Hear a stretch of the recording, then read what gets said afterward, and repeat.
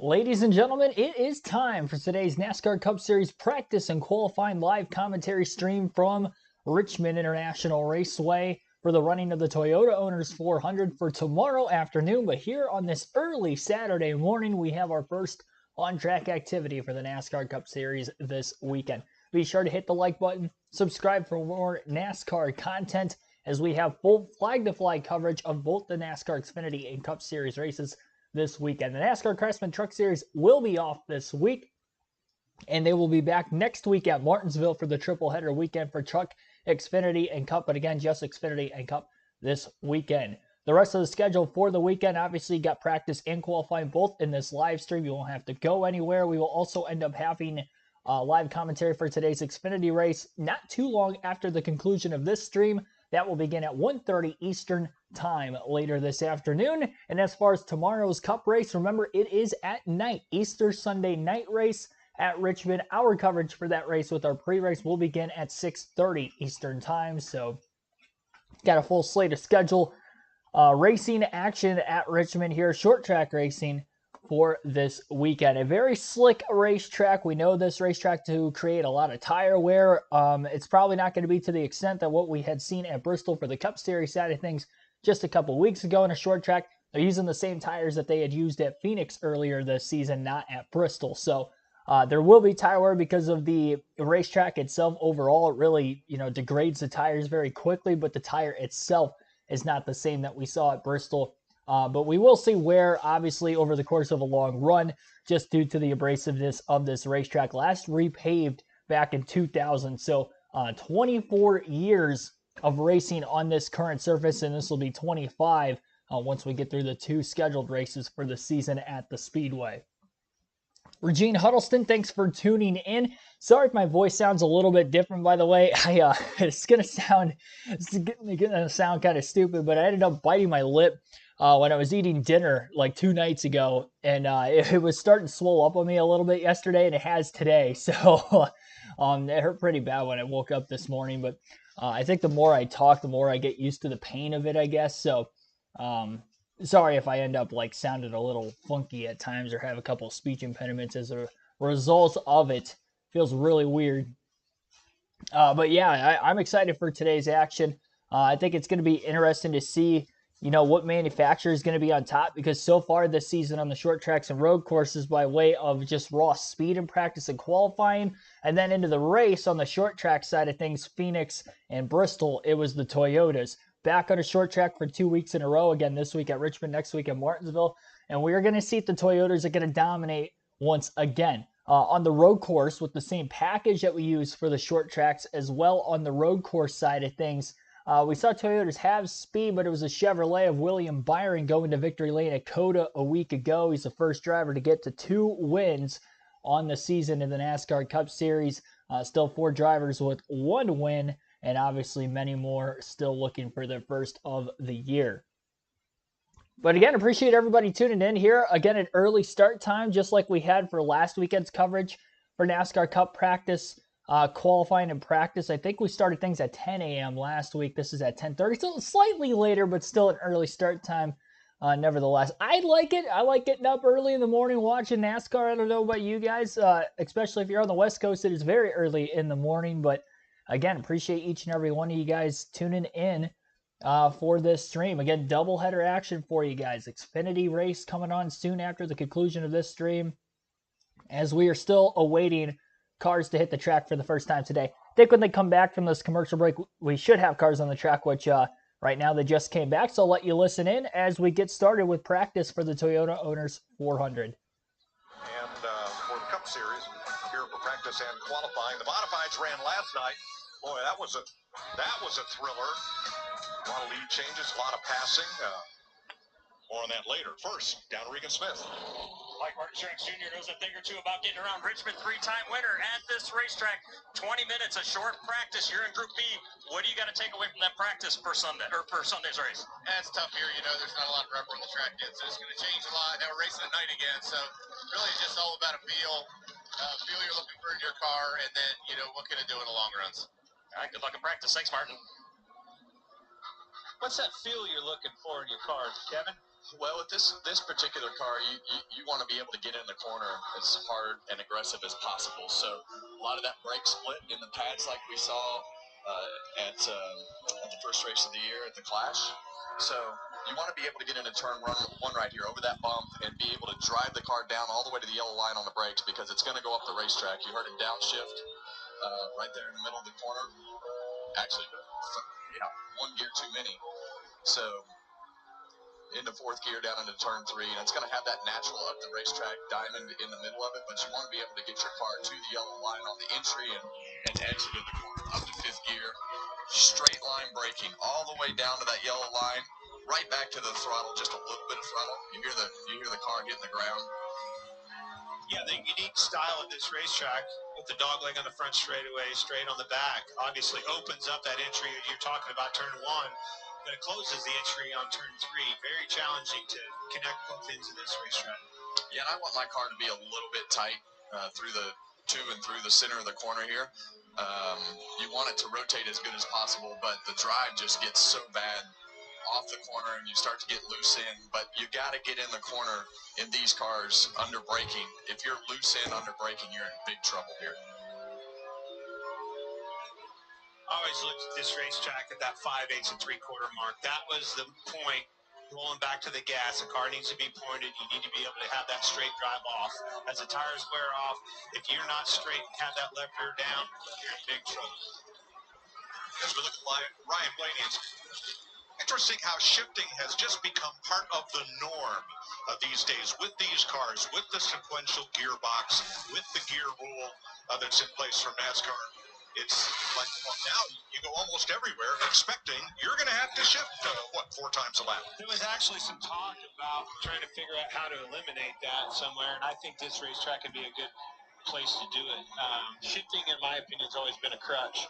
You miss a corner at least a little bit, you can downshift, the car rotates, it reacts to the throttle reaction up off, it fixes a lot of problems if you're tight, especially, right? So this track, if you could, if there was ever a track that would help, I think it would be this. Keep that thing locked in. If that thing won't roll and you're tight already, now you can't get back to the gas. Now it's sluggish because you don't have the affordability of being able to downshift. Might create some passing opportunities for cars. Yeah, it's just a racetrack. You have to be very disciplined to be able to be good at it.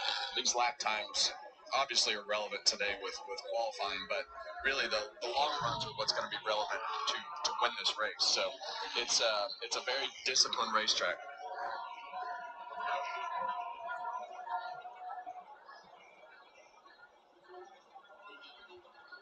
Chris Buescher used to say, "I hate this place." Winning fixes a lot of that, and it did for him. Yeah, Chris Buescher, he's really a hidden gem. And the reason that I say that is he's a guy that is going to grind away and finish races. You're going to not notice him, and he's going to finish 8th like he did last week. And he doesn't make a lot of mistakes. He does the little things right, but he's really good at making his race car better throughout the day by communicating through his crew. Dependable. Buescher up to 3rd on the speed chart, which is led by Kyle Larson. Larry McReynolds. Yeah, I've been watching Kyle Larson in this 5 car, and he's been trying different things with the shifting that Kevin and Clint were just talking about. He's pretty much been staying in 5th gear through 1 and 2. He's been downshifting in 3 and 4. I know going back and watching one of the races last year on Into a Run, a lot of drivers stopped shifting because it was enhancing the spinning of the tires on the exit of the corner that you guys were talking about. Yeah, and I would that wouldn't be my strategy. I would downshift into 1 and Be flopped, I agree. yeah, I would downshift into 1 just to get the car rotating so you could run it tighter, to be able to let the downshift do the work and not be so hard on that right front tire through the 1. And as I tell Keelan all the time, there's the throttle's on a hinge for a reason. If it's spinning the tires, don't hit the throttle as hard. I'm wondering if these teams have studied, don't know if they've been able to practice it, whether there's a difference in fuel flow, fuel mileage, shifting versus not shifting. Does not shifting save gas, I wonder? Yeah, and I don't know that Or does it matter here? well, I think if you get into that strategy where you want to be in 5th all the way around, back the pace down, tire wear's the determining factor at this racetrack. It's not fuel. Yeah, and I just, I want to run my car tighter than probably most, just to be able to have it hang on longer and have that forward drive be better. And I think that's a tricky process at this racetrack, to be able to get that balance right under braking.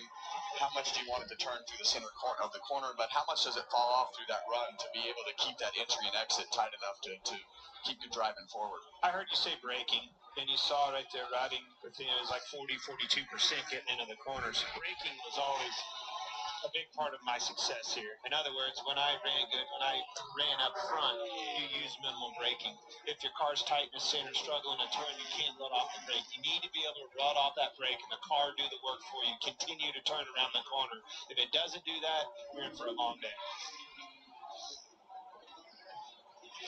And you'll see some of these guys that are down on the list taking off on the fast lap, but that can be a little bit deceiving.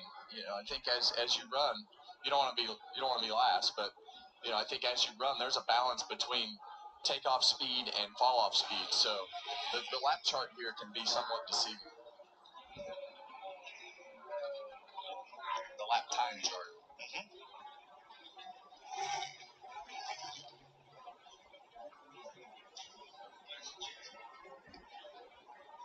Ricky Stenhouse has run 16 laps. 15 of the 18 cars on track fired off, got on track, and have just run laps. 16 of them, 17 for most of these drivers, including Josh Berry.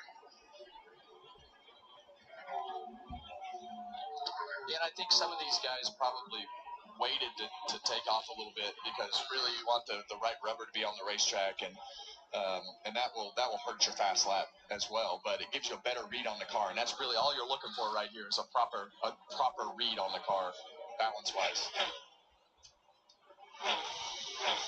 12 minutes to go in Group A practice at Richmond. Kyle Larson, Joey Logano, Chris Buescher set for pace. So again, the fastest overall time is the order that you'll see in practice every week. 18 cars are on the track here for Group A practice. Each Group A and Group B will have just one 20-minute session, so we're about 12 minutes to go yet in Group A's session. Kyle Larson is the fastest with a lap time of a 22.161, with Joey Logano in second, Chris Buescher third, John Hunter Nemechek in fourth, Alex Bowman fifth, Ty Gibbs in sixth, Ryan Blaney seventh, Josh Berry eighth, Ricky Stenhouse Jr. 9th, Justin Haley is in 10th. Harrison Burton at 11th, Austin Dillon 12th, Ryan Preece in 13th, Daniel Hendrick 14th, Zane Smith 15th, Daniel Suarez 16th, Chase Briscoe 17th, and Ross Chastain is 18th of the 18 drivers again in this Group A session. 20 laps have been ran, now 21 and counting for some of the leaders. It's all about long run speed here at Richmond. We tend to get a lot of long green flag runs, and because of how much tire wear we see over the course of a full tire stint, or a full stint in general, no matter how long the green flag run is at Richmond, there will be fall off. So having the long run handling and the speed over the course of the long runs is something to look out for. So although you see the top times here, this might help dictate who's going to be better in qualifying. But as far as who's going to be better in the race tomorrow, we'll have to see where those lap averages are going to end up timing out at the end of practice between the top, 5, 10 drivers or whatever in the 20 lap and beyond categories, the 20, 25, 30 lap average categories for drivers who make that big of a run. I think that is where you're going to see the fastest drivers for the race tomorrow in particular. And obviously over the course of pit stops throughout the course of the race tomorrow, you'll see changes be made to a lot of drivers and teams as race cars, and that could result in obviously movement throughout the field, but practice, good indication of that, especially with the minimal amount of practice we have nowadays. I think it's a lot easier to judge who's going to be fast based off that 20-minute practice session, because there's not a lot of time for drivers to tweak their race cars. At least the practice session and qualifying session is probably going to dictate how those drivers are going to run through stage 1 and the majority of stage 2, and then things can maybe change throughout the course of the race by the time the final stage comes around. But good points day is more than likely for a lot of those drivers who are going to tot those long run average categories today. Earl Arnold Jr., Zavi Dero Racer, Regine Huddleston, thanks for tuning into the stream. Matt Hunter, thanks for tuning in as well. Billy Kramer, also welcome to the stream. Yeah, a Toyota playground so far this year, just in general on short tracks, not just Richmond as of late. So definitely look to have Denny Hamlin, Martin Truex Jr., I think, being some of the favorites there.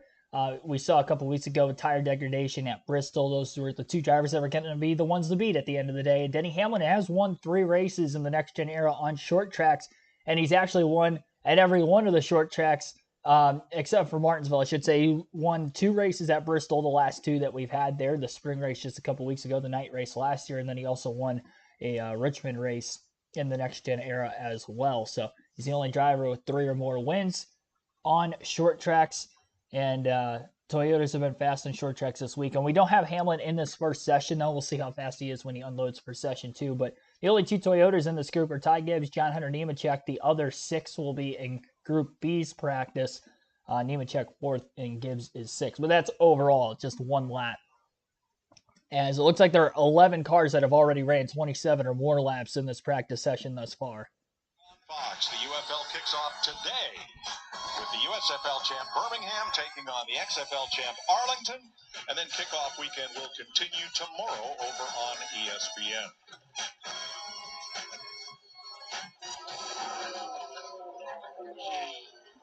Here at Richmond, Alex Bowman, 5th quickest, 2nd among the Chevrolets to his Hendrick teammate Kyle Larson. And he tops the best 15 and best 20 lap averages. You said it during the break, Clint, but Bowman has definitely picked up the pace the last 2 or 3 weeks. For sure, it's caught his teammates, right? I mean, there was a point there. There's no question that 2 of those 4 cars were a standout, but Alex Bowman has picked the pace up in a big way with the 48 car. A lot more solid, a lot more consistent week in, week out. So 11 cars have run 30 consecutive laps here to start this session. And the powerhouse teams this season, undeniably, Hendrick Motorsports versus Joe Gibbs Racing. They've dominated both the win column, the top 5s, and the top 10s.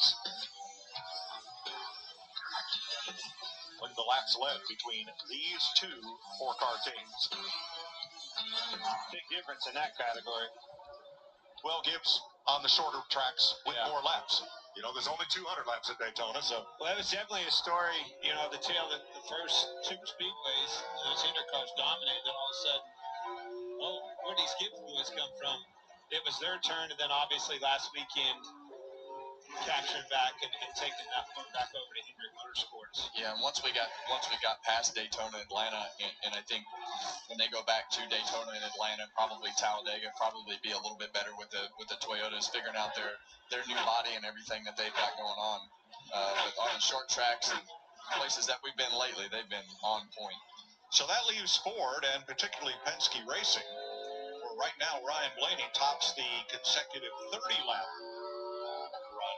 Yeah, there's no question, Mike, to your point, there's no question at all that Ryan Blaney is carrying a flag over there at Ford. Struggling with their Ford Mustangs across the board, and just can't get a good pinpoint on it. New body for them with the Mustang, and so far, still have work to do. Yeah, and if Joey Logano doesn't run in the top 5 here, you know you're off. Yeah, Joey Logano is very good at Richmond. He's very good really anywhere you go, but he's always been very good here. And if they don't run in the top 5 this week, and Chris Buescher doesn't run in the top 5 or finish in the top 5, then you're really worried. You're already worried, but you're really worried if Joey Logano is not a solid contender this weekend.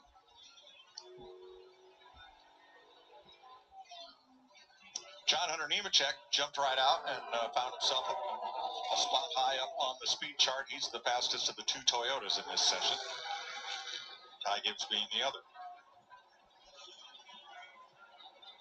Yeah, it's interesting when you see John Hunter up and groove right here. You either want to put the left sides on those hash marks or the right sides on that first hash mark and go around the corner. I always found it interesting into turn 1 as we're heading into turn 3 right now. I still think you want to grind away on that yellow line down there, entry and exit. But in turn 1, as you'll notice, as we go into the corner here, Frank, there's some patch marks on the cracks, and those things have pretty good grip. If you can just catch them just right, it'll help you turn to the center. I hear you say that, and you're spot on with it. I mean, the success is won down on the bottom of the racetrack on the yellow line, but starting to see a lot of cars moving up. Important with that, just like you said, some of those cracks, those opportunities maybe to create some different grip on the seams that they've found up in the higher lane. And the only thing I would caution my guys on is not go too high. Do not go above that first hash mark in this practice, because I think that's a false read, because the racetrack is cleaner up there. It's going to be faster for a little bit, but it's going to give you a false read on your car if you get up there too high. Now, Zane Smith's been out since the start of this session, and the last lap he ran was within a second of his best lap, whereas most cars are seeing a 1 1/4 to 1 1/2 second fall off. So either that means he has real good pace late in the session, or his fastest lap just wasn't stellar. Yeah, and like I said, that board can be deceiving. You have to do your own thing here, and you have to look at the long run graphs and say, I'm good from lap 10 to 25 and feel good about making those adjustments on your car. I'm not necessarily worried about the speed. I want to qualify good, but I'm not worried about the speed for the first 2 or 3 laps for sure right now. Austin's been in the pits, didn't like the handling on his race car, made some adjustments, going to come back out and try it again. Needs a good run here. This is a pretty good track for Austin Dillon, so maybe we might see a good turnaround from the 3 bunch. 42 laps on the board for more than half the drivers in this session, 10 of them that have just gone out to make one long run.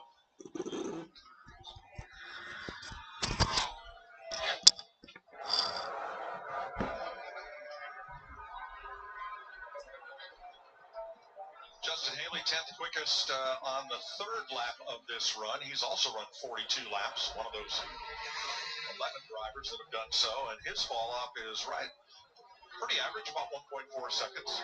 Yeah, and one interesting thing is you see Justin has chosen to run that first hash mark on both ends right there. And as you go through 1 and 2 down here, it's a very interesting corner on the exit because the banking wraps around the corner, but as you get to the straightaway flattens out, and the straightaway actually has a little crown in it as you come up off the corner right there, so you don't want to be turning as you come up off of turn 2. You want to drive the thing from this 3/4 mark in the corner straight to that outside fence in order to try to get those back tires to hook up as good as possible to get that forward drive. I'm seeing more cars higher than I've seen in a long time at Richmond. I don't know, maybe those modifieds that ran last night cleaned that track up. They ran higher than we typically see cars around Richmond. You can see the rubber on the racetrack. It's certainly higher at this point in the weekend than I've seen it all. And I'm yelling at you, Clint, right now if I'm the crew chief on the radio.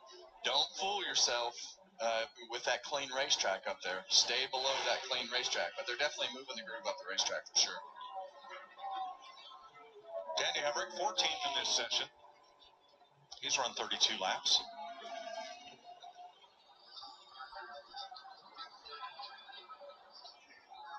And drivers coming down pit road to check pit road speed and maybe get some adjustment. Yeah, this is a tricky pit road. You see the curves at the beginning and end of the straightaway, and you can run a couple miles an hour faster, so you have to up your pit road speed and then bring it back down. Bring it back down on the straightaway. So lots of room for air here. The other thing that's tricky is the pit road entry line and the orange box a little back right there. And you see the box right there. Yep, that orange box right there is where you have to start your pit road speed. So you have a normal braking on the entry, but it's hard to pick up that box in the car. Oh.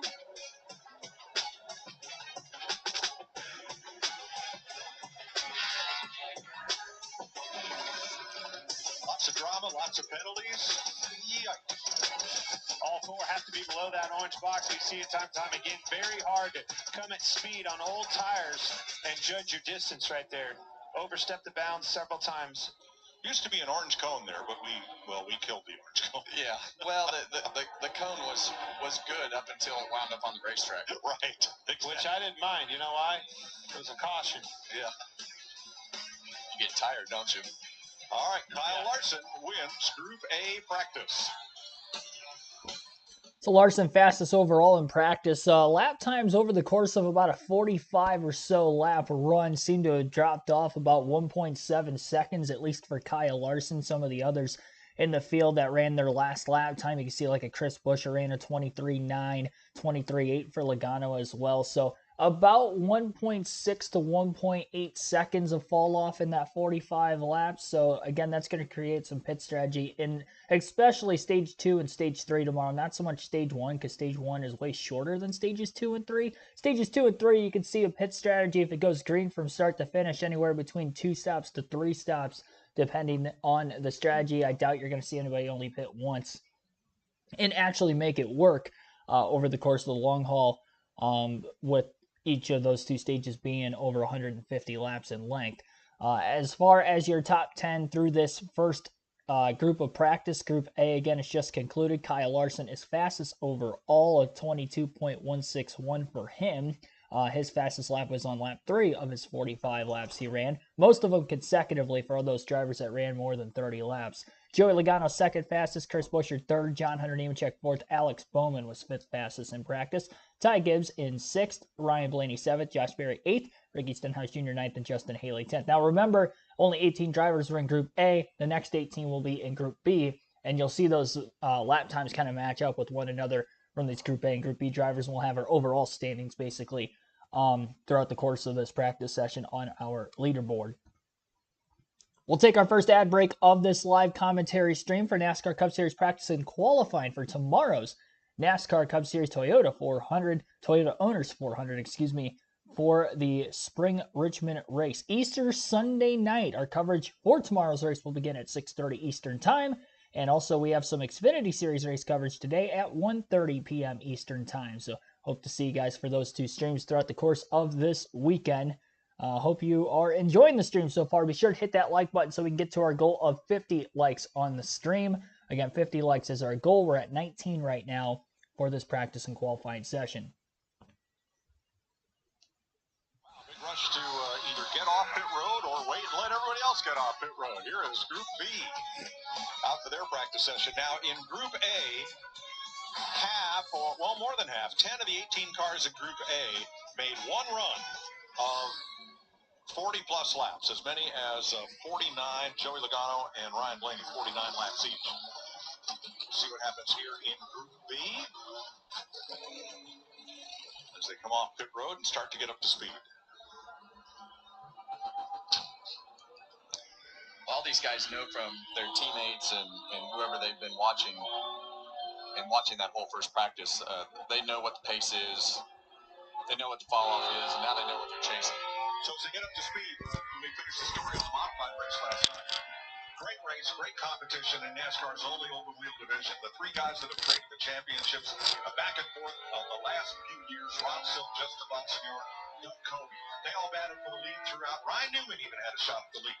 Bobby Labonte got crashed. And it all came down to one of those, well, I think there's something on the track kind of cautions and a 3-lap shootout. Darn it.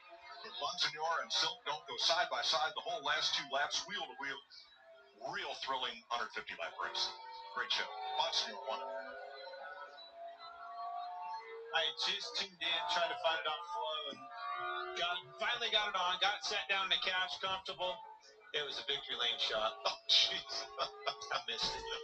Well, it was all on social media. It was very good, though. Cool. Christopher Bell coming off an eventful race at COTA, where arguably he had the fastest car and was closing on William Byron as it came down to the closing laps, but the final pit stop, second of 2, made all the difference for Christopher Bell, relegating him to second place. He and Kyle Busch, though, got into it on track at COTA. And later, this was what happened after the race.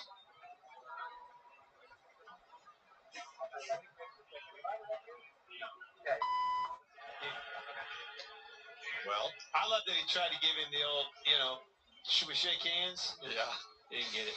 Here's the incident we're talking about. Yeah, and you see the left front tire locked up on Bell's car there. He was trying to just fill the hole. Kyle was super high, and he had planned on crossing back over to get a good run up off the corner, and Bell was there. So Then later in the week, here's Christopher Bell. I make contact with him, and he's spun out. So I understand why he's upset. And we had a conversation on Monday, and I thought that it went well. I called him, and he didn't answer, and I thought that was going to be the end of it. And he called me back, so that was really cool that he had the respect towards me to call me back, and he didn't have to do that. So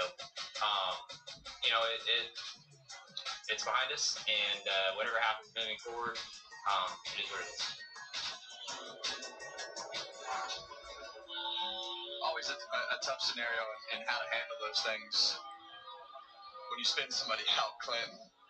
If that is the case, it's been a few times that Kyle's been spun out. A lot of times it's just harder to pass when you're trying to gain a position, or you get less slack and wind up knocked up the racetrack. So it just depends on how Kyle wants to handle it at this point. I like the first version better after the interview. Let's get to Regan Smith. Like Chris Buescher out of his race car right now, third quickest, ran 47 laps in that first session. How important is that to know exactly where your race car is going to go?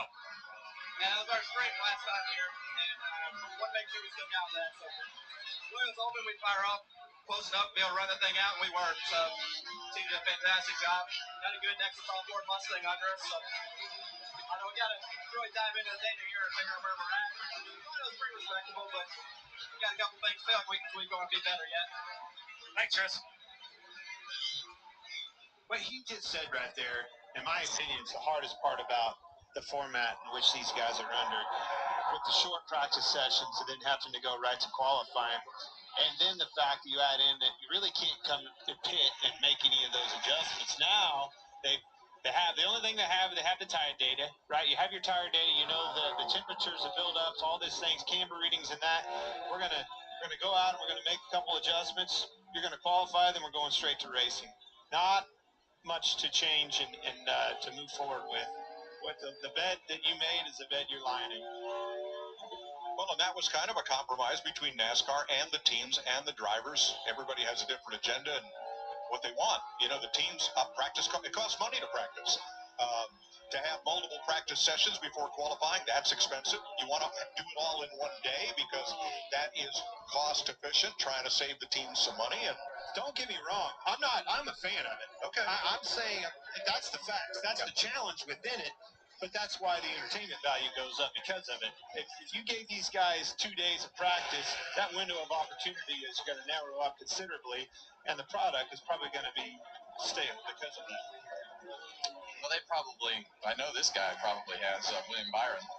Last week's winner. I guarantee he spent some time in the simulator and working through everything during the week. So the time they don't spend here, they spend at the race shop preparing and doing different things in today's NASCAR world in the simulator and all the things that happen during the week.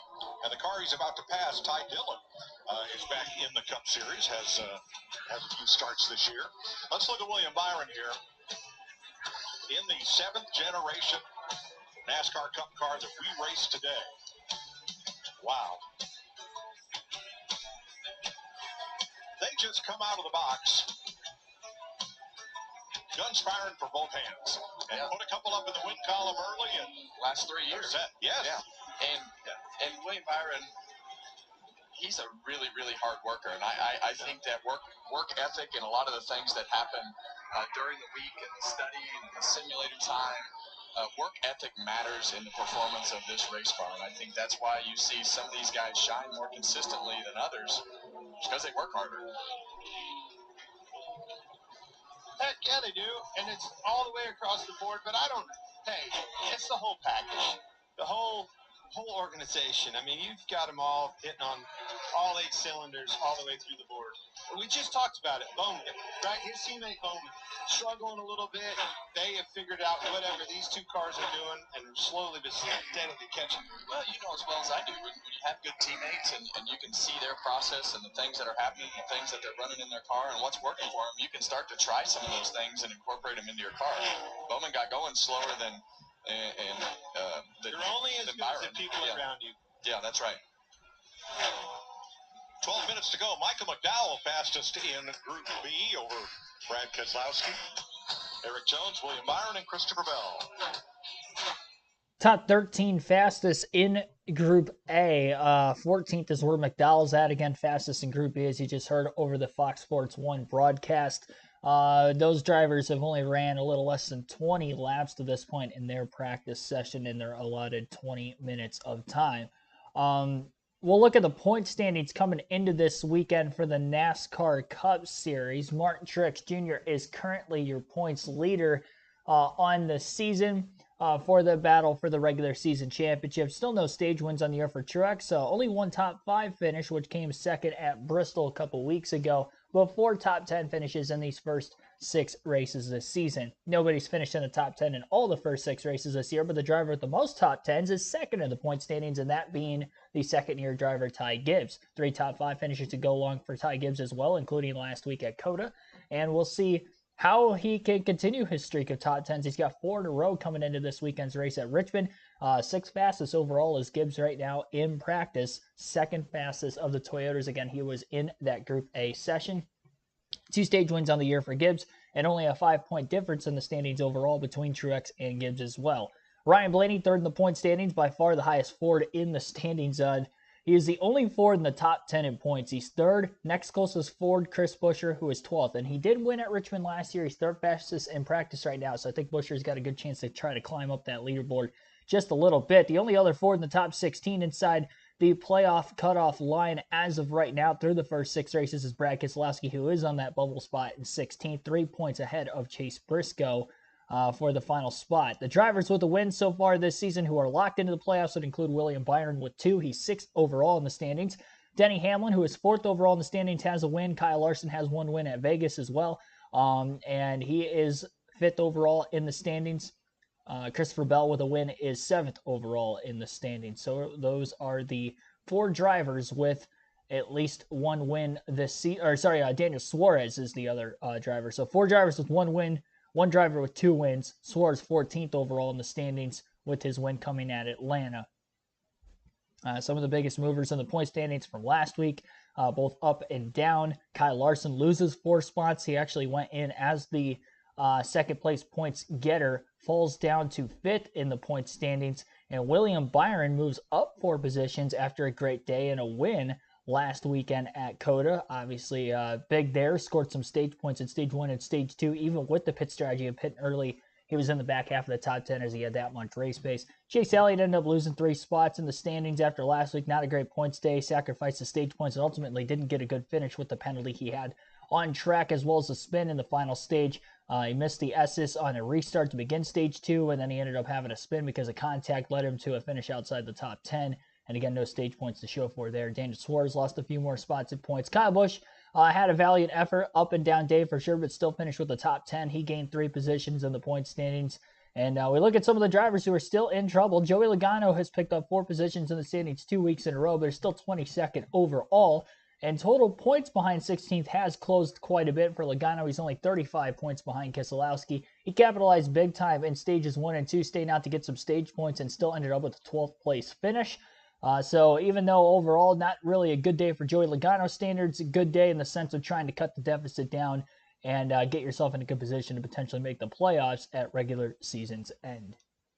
Jones fastest on the individual laps. And here is Denny Hamlin. 23rd on the overall speed chart for his fastest lap. 8th among the drivers in Group B. And Group B is drastically different than Group A, and if I had a choice today, I definitely want to be in Group B because I think I'm getting a better indication of where my car is based upon the rubber on the racetrack compared to Group A. We're back. Yeah, I was watching him at the beginning of this run, and going back to one of the races last year, Denny was one well into a run that did not shift. He started this run here, and again, he's run 29 laps. For about the first 11 or 12 laps, he did not shift. Chris Gabehart, his crew chief, came on the radio and said, everybody I'm watching on the data is shifting, and so now, ever since he told him that, Denny downshifts in the 4th, going into 1, stays in 4th, grabs high gear coming up off of 4 on the front straightaway. Yeah, and the reason that they won't shift in the race sometimes down the front straightaway is because the pace gets so slow. You can just run it off the rim chip down the front straightaway, and it'll actually come close to it'll start not hitting the chip on the back straightaway, the rev limiter. So it's definitely depends on pace as to where you shift. Notice how light his hands are holding the wheel. He's not very firm at all with the wheel, just kind of very gingerly holding on to the wheel. Richmond has always had its hometown racing heroes. It began back with Ray Hendrick, Sonny Hutchins, always been great drivers from this area, including Denny Hamlin. Let's go into Chesterfield, Virginia. I wanted to be a race car driver when I attended a race at 5 years old at Richmond International Raceway. The moment I smelled the tires and the fuel, the cars went buzzing by, I was hooked from that point on. The treat yourself for me is actually probably a day off playing golf. There's obviously a few accomplishments that I'm still yet to accomplish, but us going back to the Brickyard, that's going to be a big one to try to check off the list. Been close there before, so I'm pretty optimistic about that. And then obviously winning a championship in the end.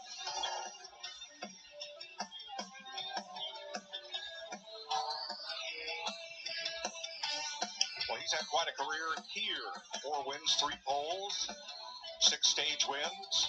And look at those laps led, most among all active drivers. We had a great conversation in the interview that we did with Denny at Coda. We played the whole version on the podcast this week, and he's just I think he's underrated as far as his work ethic and the things that he does. I don't think people really understand the amount of time that these guys spend preparing every week, and he and Chris Gabehart have a great really communication method and trust in each other that is really hard to come by with a crew chief and a driver. But when you find it, you hold on to it as long as you can. For me, it was Rodney Childers and everything that we did in the 4 car. So that was that's hard to find, that trust and belief in each other. It's worked very, very well for him.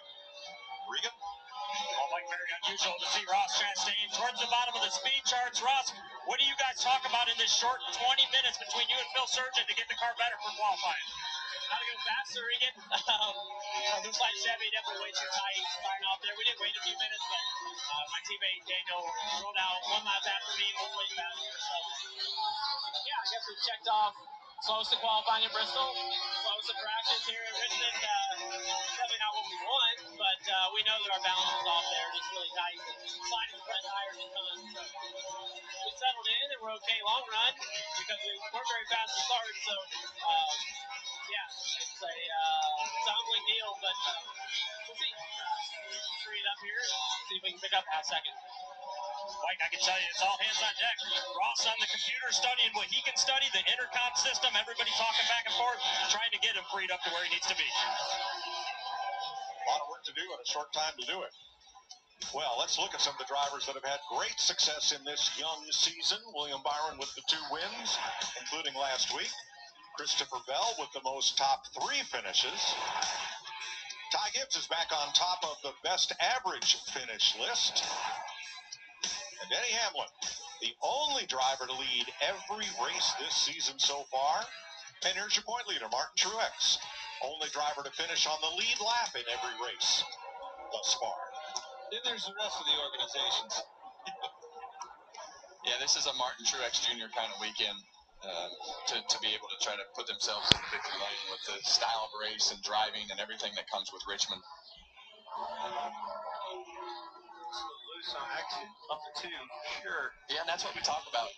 That crown on the straightaway coming off of turn 2 as you go late in the run. You want to wrap that line further around turn 2 to straighten that exit out more. You don't want to go across that crown off the exit of 2 with wheel in the car and spin the back tires. Every time you slide the back of the car or spin the back tires, it just takes life out of the run and you lose lap time longer in the run.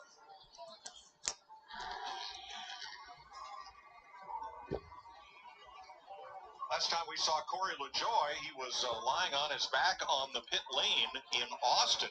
Climbed out of the car and he said, suddenly I had a cramps from my rib cage to my toes after that race. But he climbed up, walked away under his own power, went, got some fluids, he was fine. I did see on social media this week he called us out for overselling that, though. I don't feel as if we oversold that, because then I followed it up by listening just about 3 minutes later, and he identified correctly the fact that he was crappie flopping on the deal, and he was cramped up, and he did get on a cart and go to the infield care center. Yeah, well, unfortunately for him, he flopped out right in front of the TV booth. So, Yes. Oversold?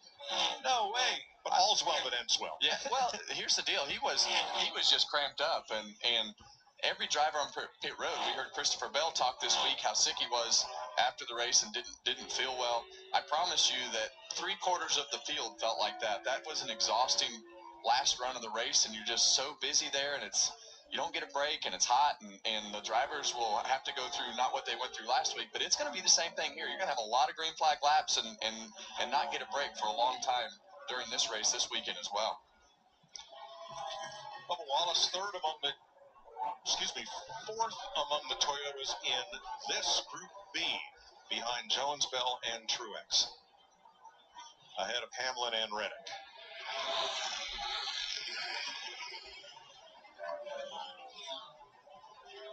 Makes me want a quarter pounder, boys. Well, that'll also make you tired during the race if you eat too many quarter pounders. Might be worth it, Kevin. He looks like he could use one anyway. Yeah. Eric Jones is the quickest Toyota in this session, third overall behind McDowell and Keselowski, but again, that's just the one fastest laps. And we don't have best consecutive lap data on Group B because they're down off the bottom of our digital chart, which is occupied by all the Group A drivers. The track had more speed in it when Group A went out.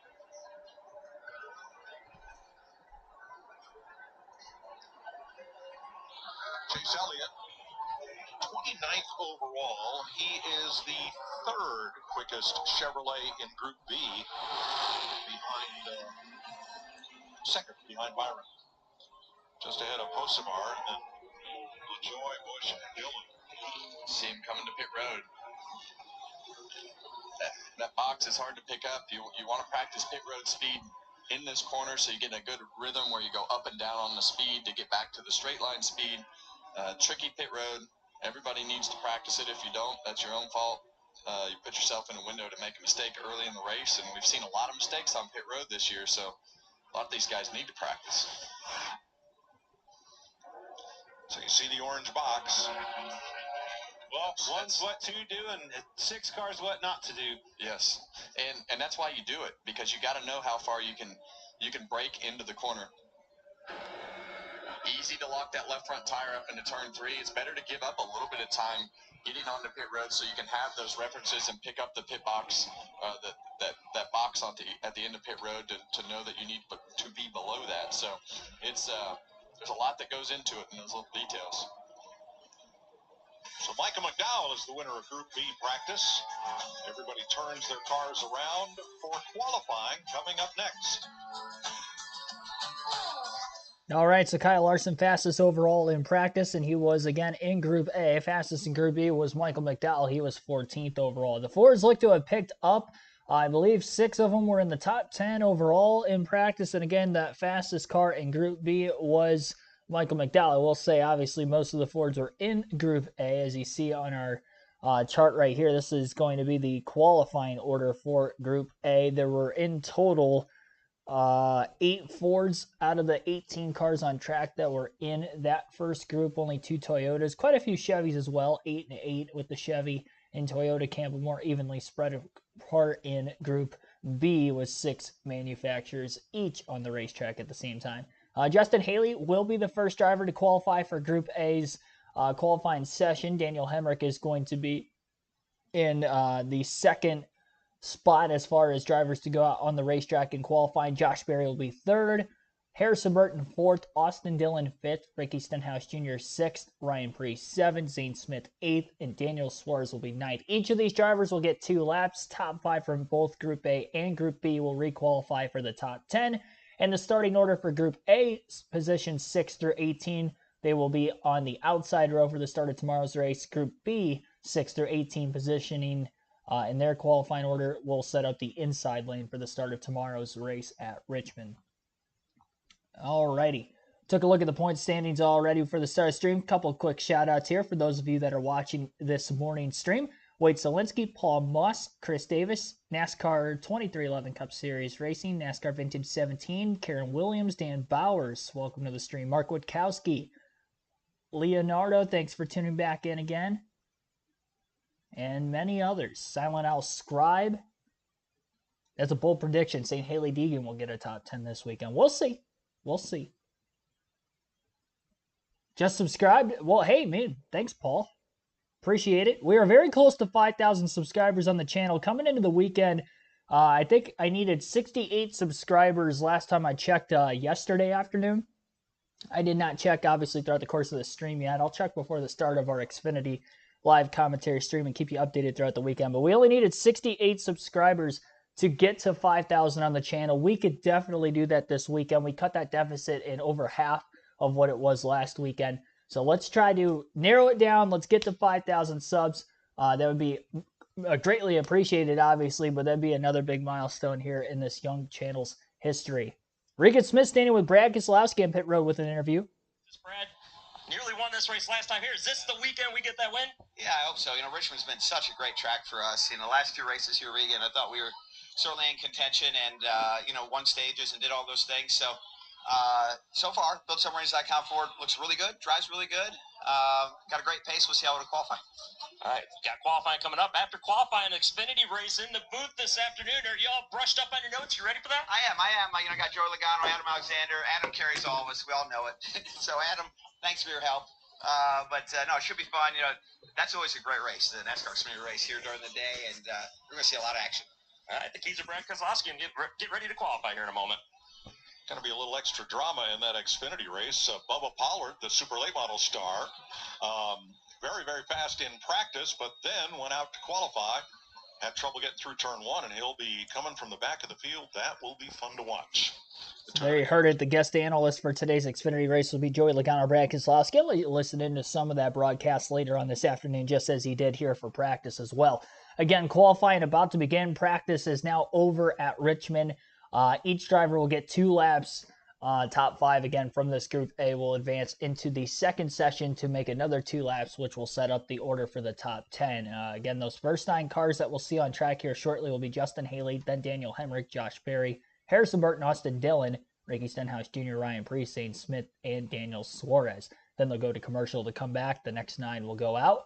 We'll have the top 5, and then Group B will get their chance to qualify 9 drivers at a time during the TV windowed block before their commercial break. So it seems like they kind of keep that trend of going with 9 and then got the commercial, another 9 commercial every week. So I'd imagine they'd end up keeping that again. I don't know what we're looking at here. God, that's half a jab. We did that. We were at Watkins Glen, and, is that Mamba Smith? Is he getting ready to do driver intros? Mamba left it out there this week. He said, hey, if you guys get this retweeted more than 600 times, I'll wear a bunny suit during driver introductions. So, Mamba. Fool. Yeah. 600 times? That's it? Yeah, I bought him a bunny suit, and he has to introduce all the drivers this weekend on the intro stage in that Easter bunny suit. You remember when Bubba popped off that if you could get Richard Petty came by and signed his arm. He said you can get 30,000 retweets or 43,000 retweets, and I went to work. Yeah, we got it, and then he wouldn't do it. He pulled back on it. I tell you what, my Easter bunny doesn't look that happy. It's a very sad looking Easter bunny. But I bought it on Amazon, and it was like $36 and well worth every penny. I would appreciate it. Maybe you. Look at that shirt. I'm not wearing. Look at that shirt. Outfit. Is there a Boyer shirt in there? I don't see one. Would you just wait? You're only one year away. They already. All yours are headed overseas too. It's coming. I'm telling you, it's coming. No, we're making new ones right now. Huh? We're making new ones right now. Oh no. Look, there's another 4 hat. All that stuff's going by the way. So I just got somebody on Twitter showed me their grandpa had a version of my old race car on his golf cart. Really? Yeah. Said she misses grandpa. That's how old I am. People like free stuff. All right, so before that bunny has to join the Performers Union here for TV, we're going to go to Regan. Oh, Mike, I don't know how we follow up that bunny suit that's on TV right now, but William Byron, a guy that has had a great week coming off of a win last week at COTA. What'd you learn out there today with your car for tomorrow, and how was the week? Yeah, man, the week was super fun. I got a chance to spend a lot of time with my buddies and do some fun things and just relax ultimately. I got here this morning, which was a little chaotic. I was supposed to get here last night, but just really happy with our car. It felt awesome in practice there. So we typically really struggle here, and to have a car that feels like that in practice, I feel really optimistic. And we just got to see for qualifying, what balance we need, but it's just typical Richmond. You get loose in on the long run and loose, on exit 4. So just trying to balance what we really need and how much is too much. All right, good luck in qualifying. Thanks. Thanks, Regan. Justin Haley out first. He has 2 Xfinity runner-up finishes here at Richmond and 6 Cup starts. Group A and Group B, the top 5 from each will advance to the final round. And then each group will line up.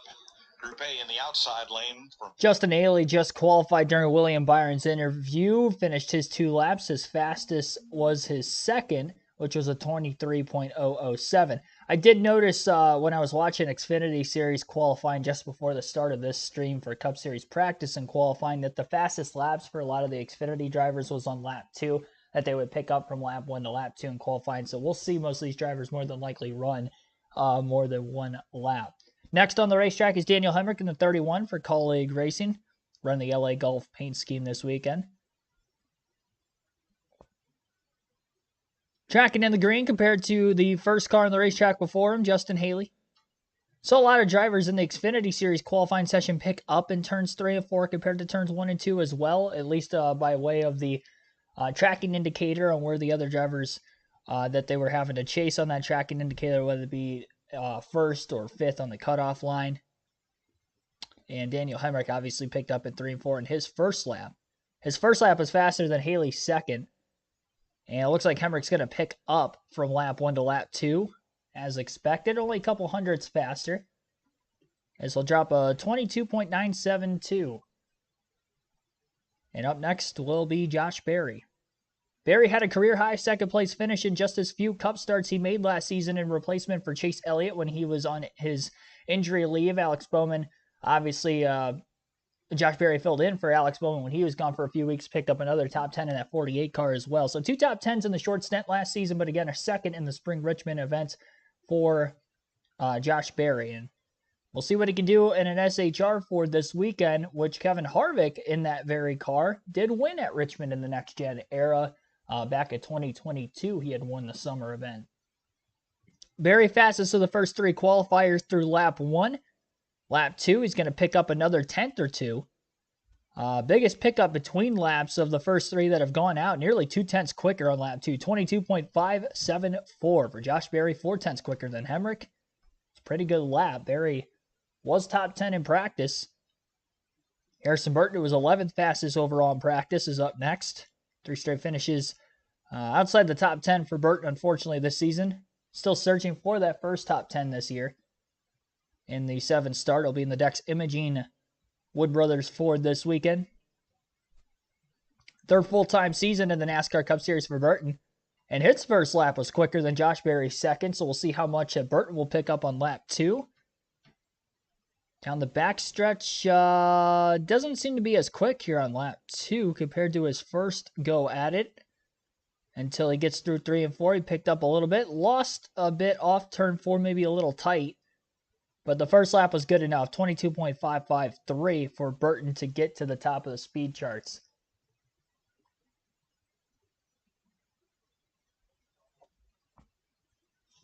Picturing Kyle Larson walking down pit road. Again, he was fastest in practice overall and in this group. He'll be going out to qualify after the first commercial break in qualifying. On the track now is Austin Dillon in the 3. An abysmal start to the year as well for him, for RCR, and they have not been great on the short tracks this season at Bristol and Phoenix, looking to turn that around here today. Austin Dillon had a bit of speed in practice. His teammate Kyle Busch, though, a lack thereof. So maybe on two ends of the spectrum with two completely different setups. We'll see if they meet in the middle before the start of tomorrow's race. We'll see how much that practice run will help for Austin Dillon in qualifying. So far, so good. Top of the charts for Austin Dillon, who was third fastest after lap 1, but then second lap was quicker than Burton's fastest time. 22.526 for Dillon, about 300ths quicker than Burton. And now the Kroger Chevy of Ricky Stenhouse Jr. is on the racetrack. Very close to the wall, coming up off of turn 2. He's easily going to get into the top 5 of the first 6 drivers on the chart. And he's going to get very close to a pole time here on lap 1. Second fastest on lap 1, only 100th of a second behind Austin Dillon. So we'll see if lap 2 can get him a pole spot. Seemed to have went a little wider and actually is not going to run a second lap. Surprising there. I think he got a little wider than he wanted to into turns 1 and 2. Realized that lap wasn't going to be quick enough, so he's just going to pull it in just in case he makes it to the top 5. He'll have an extra lap less on his tires than the rest of the field. Here's Eric Jones with Regan Smith on pit road. Be third quickest of that group. How important to capitalize on these short tracks? Yeah, I mean, I think our short track program's better this year, and so we have some speed and unload with that. You know, the Dollar Tree Camry unloaded pretty good, but went a little bit free. So we'll keep working on it. Our long run wasn't what we wanted it to be there, but I think our teammate had some good long run speed. So look at that. And qualifying, I feel pretty good about just having outright speed. So hopefully go start getting the top 10, and you can make it to Group B. It's a good feeling. So we'll see if we can go do that. All right, good luck. Thanks, sir. All right, Ryan Preece finished top 5. Stenhouse's lap was a 22.536, and again, he only ran 1. Everybody else has ran 2 laps at qualifying. Ryan Preece is now next on the racetrack, 5th on his first lap, picks up the first on the second. 22.477 for Preece, fastest of 7 cars to hit the racetrack in Group A qualifying. Up next is Zane Smith, former Truck Series champion. Not a great start to his rookie campaign. The 3 drivers trying to go for the Rookie of the Year this year are Zane Smith, Josh Berry, and Carson Hocevar. Hocevar will be in the second group of qualifying today. Smith, the last of those 3 in the current Rookie of the Year standings. Carson Hocevar leads the way through the first 6 races. Zane Smith 6th on lap 1. Lap 2 trying to pick up to get into the top 5 for right now. He looks to be at least a 10th quicker off of turn 2 than Josh Berry. Let's see if he can hold up in 3 and 4. And he will. Dropped off a little bit, but still about 600ths of a second quicker than Berry. He'll move into the top 5 for now, but I don't think that lap time is anywhere near safe. 22.564 for Smith, a 100th of a second quicker than Berry. Daniel Suarez on the racetrack now, 24th overall in practice. Was not very quick. The Trackhouse cars were lacking behind in speed. We'll see if they can pick up in the qualifying side of things. Otherwise, they're going to be starting deep in the field for tomorrow's race. First lap for Suarez does not look very good. He's going to be about 0.2 of a second off of the top 5. And that's going to put him towards the bottom of these first 9 cars. 7 of 9 on lap 1, 22.814. Suarez is going to run a second lap, try to pick up that time and give him a slightly better starting spot for tomorrow. He's within a 1/10 of a second now of that 5th spot. Trying to put the power down off turn 4. It's going to be close, but he slips up just enough and he is not going to break into the top 5. No, he does actually. Fox's graphic was a little off there. 22.518. Big pickup for Daniel Suarez. I think he had the biggest pickup of anybody from lap 1 to lap 2. Of the first 9 drivers who have hit the racetrack for Group A qualifying. Only 0.04 of a second off of Preece's fastest time. And remember, Preece did get a pole award last season at Martinsville in the spring event. Good short track racer is Preece. And we'll see if that time is going to be quick enough to get him into the final session. A lot of fast cars still to go in Group A qualifying. John Hunter Nemechek, Joey Logano, Chase Briscoe, Chris Buescher, Kyle Larson, Ross Chastain, Ryan Blaney, Alex Bowman, and Ty Gibbs yet to qualify in Group A. 9 down, 9 to go. And again, your fastest 5 so far. Ryan Preece with a 22.477 has the fastest time. Daniel Suarez 2nd, Austin Dillon 3rd, Ricky Stenhouse in 4th, and Harrison Burton in 5th. Cars One Boy, thanks for tuning in here this morning. Up to 37 likes on the stream as well. Be sure to hit that like button if you guys haven't done so yet. Early morning stream here on a Saturday. Second straight morning stream that we have had. Actually, I think it's the third straight. Phoenix was like, I think it was like 11:30 a.m. Eastern time at least. But yeah, 3 straight morning streams it looks like here for the NASCAR streaming schedule, at least on the weekends. We'll have quite a few more of these throughout the course of the season. Wake up, enjoy some NASCAR action here early. Good thing we didn't go live for Xfinity coverage, though. I wasn't watching practice yet, but I did watch their qualifying session, and that was on at like 9 a.m. So I think they went practicing about 8:30 or so this morning Eastern time. But good for content at the racetrack if you're going to the track at all today or already there. Get up early, get to the track at 8 a.m., get to see Xfinity Cup practice and qualifying in an Xfinity race all in the afternoon as well. Robert Perkle, also welcome to the stream.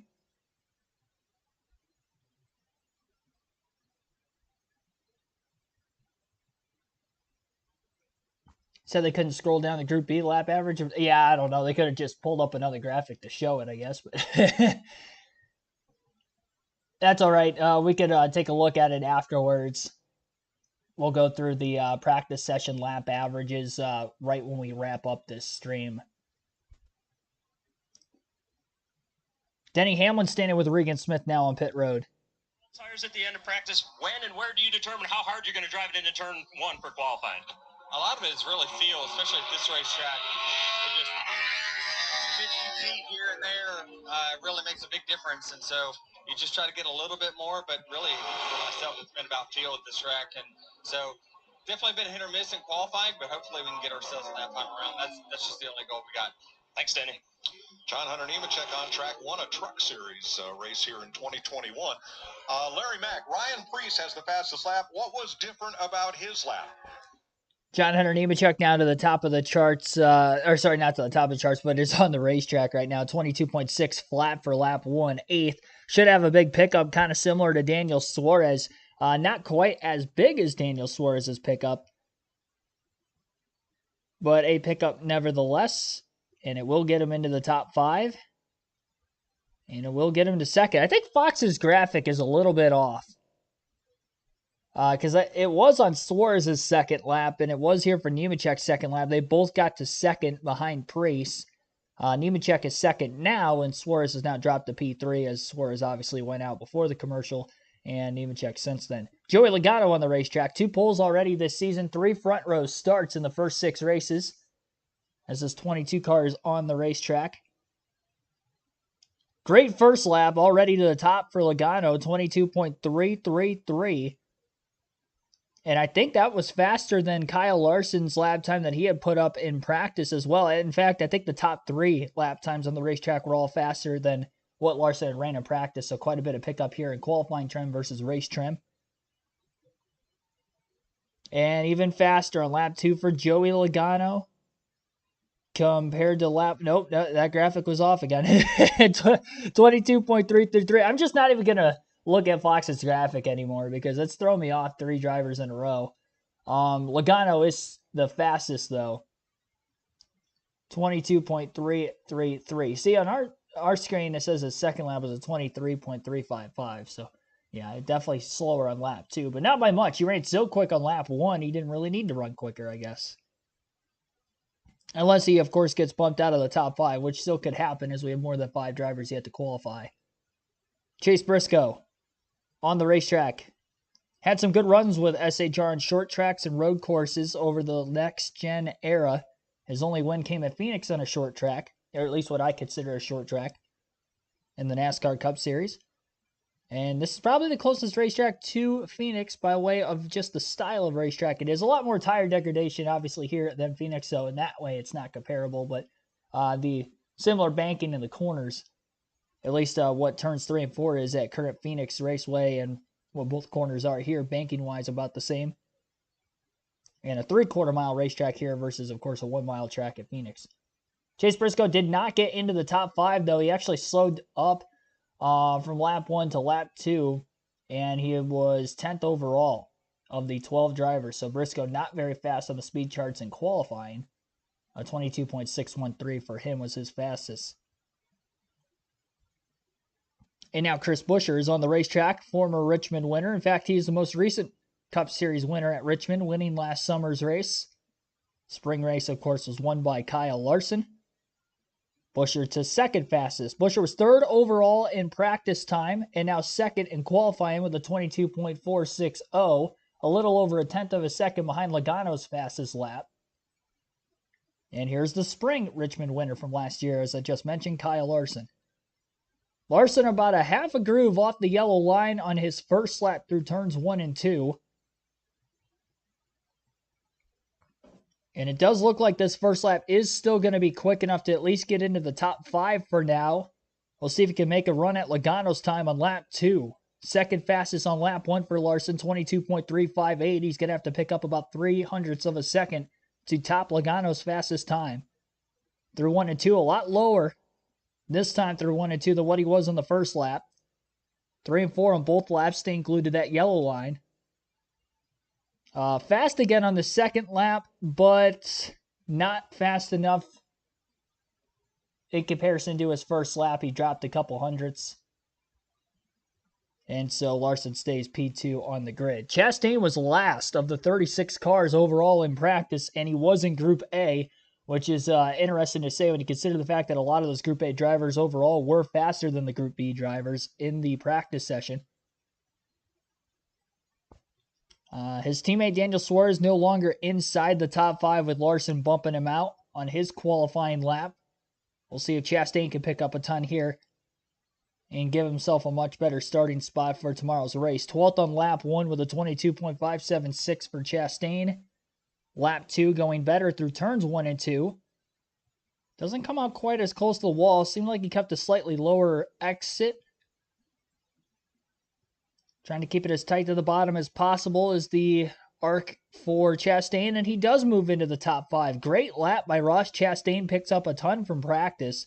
22.407 was his fastest qualifying lap. Third overall for Chastain on our speed charts, and next is Ryan Blaney. 3 drivers still to go in Group A qualifying, so Logano and Larson are now locked in to a second session.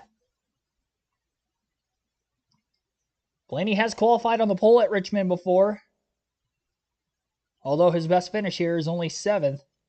3 top 10s all in the last 3 races at this racetrack. 7th on lap 1. He's going to have to pick up to get into Group 2. 22.513. He's going to have to pick up at least 0.04 of a second. Maybe more than that, considering Bowman and Gibbs still have to qualify behind him. For right now, Blaney will move into the top 5 in 4th, 22.448. So he did pick up. That will bump Preece out. And that will lock Chastain now into the final round of qualifying. Alex Bowman, former Richmond winner. He is the winner of the 2021 spring race at Richmond. In the Gen 6 era, of course. That was one of 4 wins he had that season. Still a career high for Bowman in a season for wins. First lap, Bowman jumps into the top 5. 22.459. He was also one of the fastest cars in practice. He was top 5 overall. And speaking of top 5s for Bowman, coming off back-to-back top 5 finishes this season. 3 of them total on the year. 2nd at Daytona. 4th at Bristol, and a 5th last week at Coda. 4th fastest for Bowman. He picks up 1 position, locking himself in to the second round of qualifying at 22.422. He was 5th, then he moved to 4th, which is just enough to lock him in, putting Ryan Blaney back on the bubble, and Ty Gibbs is the last driver to try to knock Blaney out of the top 5.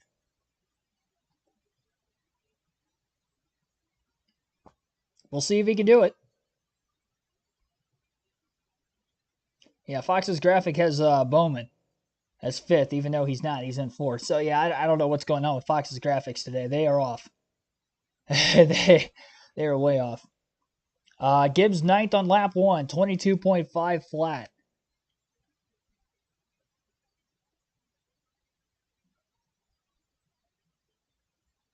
And it's going to be close for that final spot between Gibbs and Blaney, but I think Gibbs has it. And he does with ease. Second for Ty Gibbs in Group A, 22.352, and that knocks Blaney out of the top 5. So Blaney, who was the third to last to go, got to 4th, but the next 2 drivers faster than him have knocked Blaney then out of the top 5. So he will be starting on the outside of row 6 for tomorrow's race. 12th place starting position for number 12. Your 5 drivers moving on to a second qualifying run and a chance at the pole would include Joey Logano, Ty Gibbs, Kyle Larson, Ross Chastain, and Alex Bowman. Logano the fastest with a 22.355. He has qualified well this year. He hasn't ran well in the races, but qualifying has been the key for that 22 team, and it's another chance at another pole already this year. This is just the 7th race this weekend. He's got a chance to qualify in the pole for the 4th time, 3rd time this year, and on the front row for the 4th time. So we'll see if he can do it. First 9 drivers that will qualify for this next group. So Group B about to hit the racetrack now that Group A's qualifying is done. Noah Gragson, then Ty Dillon, Michael McDowell, Eric Jones, Kaz Grala, Brad Keselowski, Todd Gillen, Corey LaJoie, and Carson Hocevar will be the first 9 to try to set their quick time. And again, each driver gets 2 laps. Top 5 from the group advances into a second session to run for the pole. Hamlin home track, 11 is deadly here. Yes, he is. And he's been great on the short tracks with Toyota this season. I think he's definitely one of the threats for the win coming into the weekend, at least. We'll see how he fares in qualifying.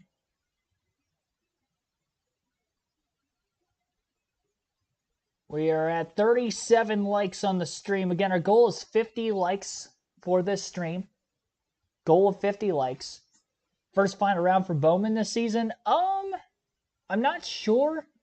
It might be. I know he didn't at Daytona like he usually does. In Atlanta, he was a little off as well in qualifying for Super Speedway's sake.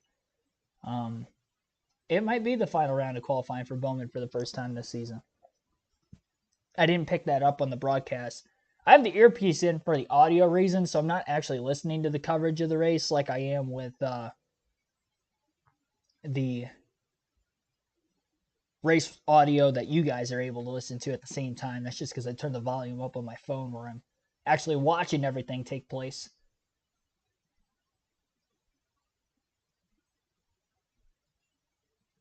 All right. We're going to take a quick ad break and then continue our live commentary coverage. Cup Series practice of qualifying from Richmond. Got 41 likes now. We're very close to our goal of 50 for a morning stream. In our 3rd morning stream of the season.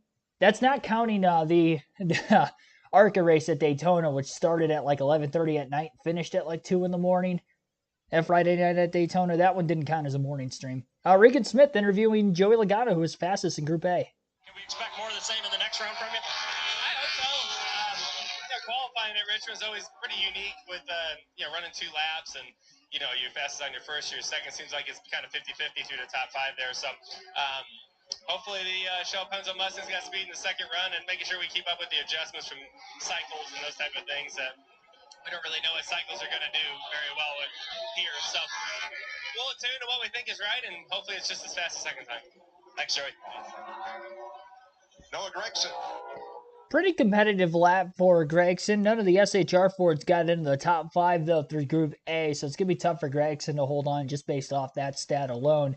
22.255 for Gragson. Ty Dillon is up next and currently on the racetrack. He is in the colleague number 16 car this weekend. There are no non-chartered entries for this weekend's race, so there will be 36 drivers to start the race tomorrow, 36 teams, but Dillon, again, filling the hole in that 16 car. He's the 4th driver to make a start in the 16 this season. We've seen AJ Allmendinger in that car. We saw Shane Van Gisbergen in the car last weekend. Ty Dillon in it, obviously, this weekend.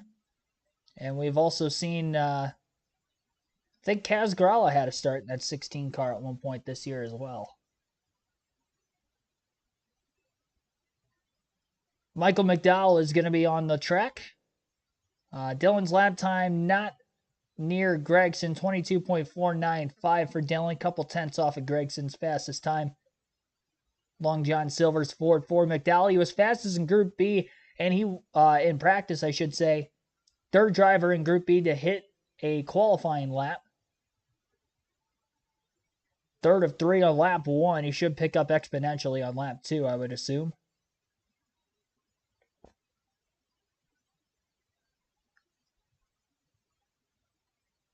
At 22.255, though, was a pretty good lap time for Gragson, I will say. A lot of his teammates were in the 22.4s, 22.5s. Priest just missed out on the top 5, and he had a 22.4. So, although the other SHR Fords didn't hang on, that's a pretty respectable lap for Gragson. 22.460 for McDowell, slides second of the 3, right in between the 10 and the 16 on the speed chart.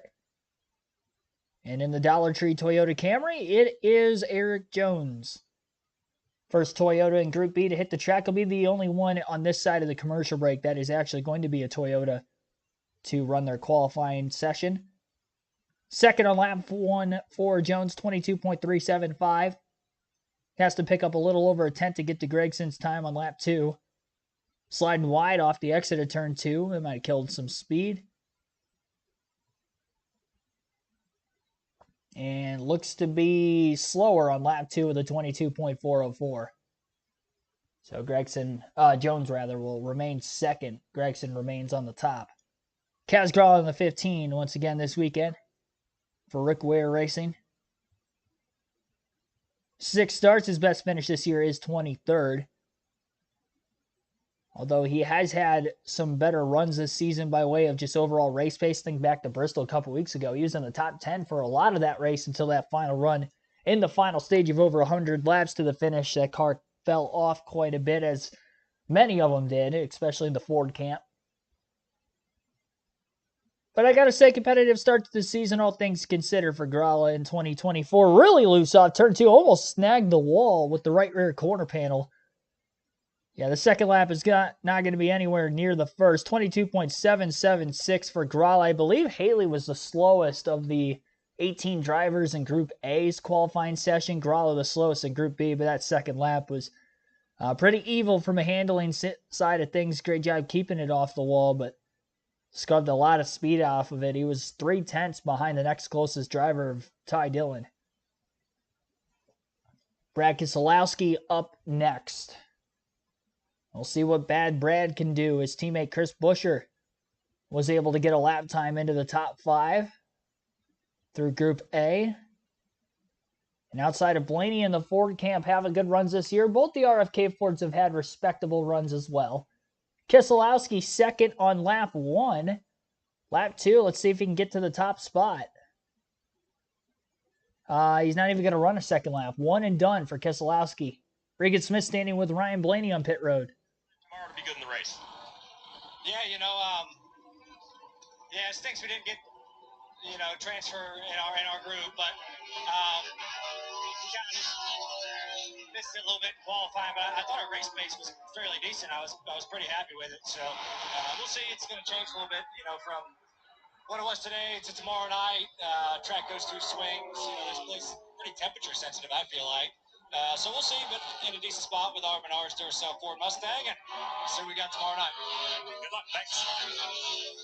Todd Gilliland. Gilliland now to the top of the charts, 22.202. Great lap for Gilliland.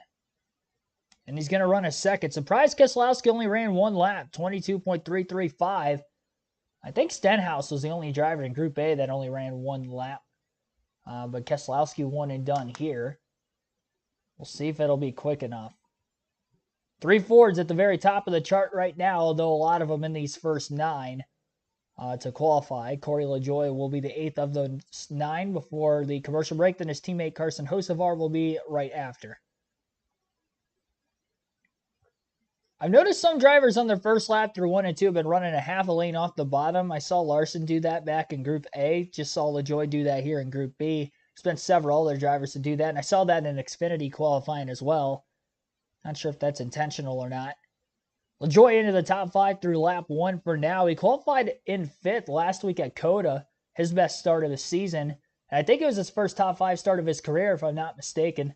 Didn't last long. Obviously, lap 1 had some contact with a couple of the Toyota drivers, Truex and Wallace there at the start. And Ultimately, just a pretty poor performance last week overall for LaJoie.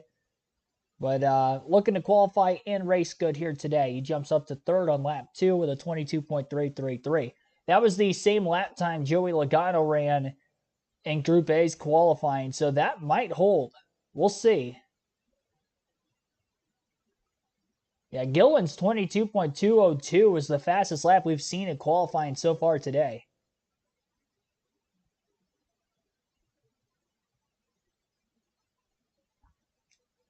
That Gillen lap time's got a really good chance to stay in the top 5. Carson Hocevar, 8th on lap 1, looking to pick up on lap 2. Carried a lot of speed on entry into turn 1 because he was a couple tenths to the good and the green, and then that fell off pretty quickly. Still tracking in the green, though, for right now to get into the top 5. He's not going to get in by a lot by the lap time itself. 5th for Hocevar, 22.367. So I don't think that's going to hold. 9 drivers still to qualify through Group B. Group A's qualifying session is done. We know the fastest 5 there. The fastest 5 for Group B right now with 9 cars left. Todd Gillen with that 22.202 is the fastest. Noah Gragson 2nd. Corey LaJoie 3rd. Brett Keselowski 4th. And Carson Hocevar is 5th. So again, that is the top 5 so far. Is a stream about an hour and a half in. Still a little bit more qualifying yet to go here on this Saturday morning. Be sure to like, comment, subscribe. More NASCAR live commentary content every NASCAR race weekend for NASCAR Cup, Truck, and Xfinity races, as well as Cup practice and qualifying, as you're seeing right here, right now on KRC.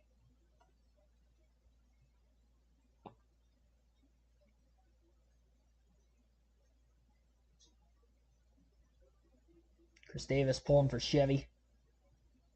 See in the chat, less than half a second in the top 10. Yeah, it's pretty tight. I think that's just the story of the next-gen era and how competitive it is from top to bottom. You know, not just this weekend. These cars are just so much more equal than they've ever been. And it's part of the reason why you don't really see a lot of lap traffic anymore, especially on like mile-and-a-half tracks. It usually takes them more than half the stage to get into lap traffic, and by the end of the stage, you really only see a handful of cars actually go a lap down. Some of the back markers at the tail end of the field, and that's about it. And that's over the course of about an 80-lap run. Short tracks, you see a little bit more than that. Like this weekend, you're going to see more tire fall off here at Richmond than you'll see at most other tracks throughout the course of the season.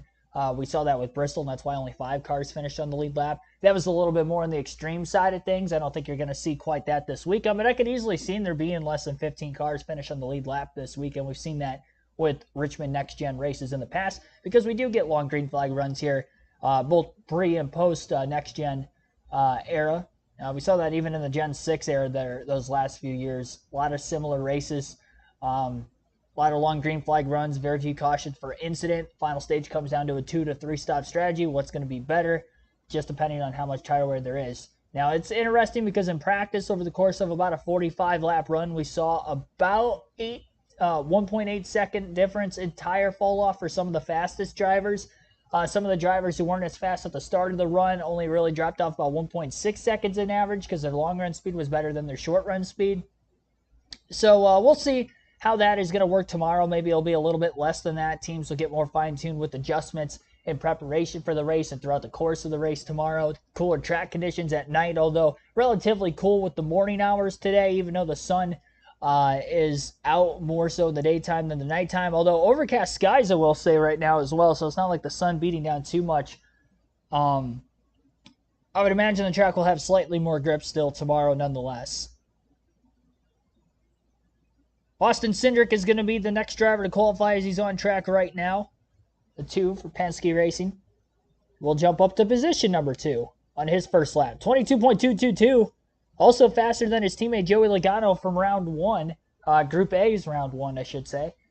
Because again, Logano was the fastest there. Fords are showing out this weekend. 6 of them in the top 10 in practice. Logano on the pole.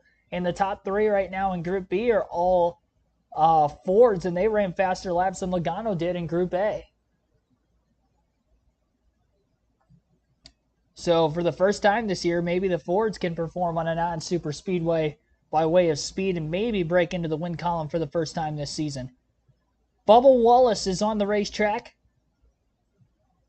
He'll be the second Toyota in this group to go. Still 4 more after him, which would be Hamlin, Reddick, Truex, Bell. So Hendrick just hit the racetrack. Wallace on the track now. After Wallace in this order, we'll have Chase Elliott, Kyle Busch, Denny Hamlin, Tyler Reddick, Martin Truex Jr., Christopher Bell, and William Byron. Those will be the final drivers to qualify for the first time today, and then the top 10 will requalify and a chance for the pole. Bubba Wallace jumps up to 9th on lap 1, lap 2 faster, and gets to the top. 22.178 for Bubba Wallace. Fastest overall in qualifying in both Group A and Group B. First driver to run a 22.1 other than Hendrick, who ran a 22.185. Hendrick was second fastest on his first lap, but his second lap was actually quicker. I missed it. Sorry for that. Wall 7 thousandths of a second quicker than Hendrick, though. So the speed is definitely picking up as this track gets rubbered in, I think, from Group A to Group B, especially in that bottom group, because we saw quite a few drivers trying to run a higher line in practice. Widen the groove out quite a bit, which would be interesting for the Xfinity race later today. Having the modifieds run last night and no rain in the forecast overnight. A lot of the talk was in the practice session through the Fox booth, as maybe that's why the track was widening out as quickly as it was. Chase Elliott now to the fastest on the speed chart. I honestly thought Gillen ran that 22.2 at 2. It was going to be fast enough to stay in the top 5. I don't even think that anymore because now he's back to 4th and we still got a handful of drivers left. So Chase Elliott with a 114, faster than Wallace by 0.06 of a second. And again, although Chase did not run the spring Richmond race last season, Josh Berry, who filled in for him, finished second in that car with that team. And his teammate ended up going on to win of Larson. Larson looks fast. He was fastest in practice. He was second fastest in his qualifying run in Group A. So Hendrick car's looking good this weekend. Bowman also got into the top 5 in qualifying. And Byron still yet to qualify. He'll be the last driver to go out in Group B. Kyle Busch on the racetrack currently jumps into the top 5 on his first lap. His second lap, he slowed down a bit. 22.255 for Busch. Right on the bubble is Kyle. I don't know if that's going to hold on.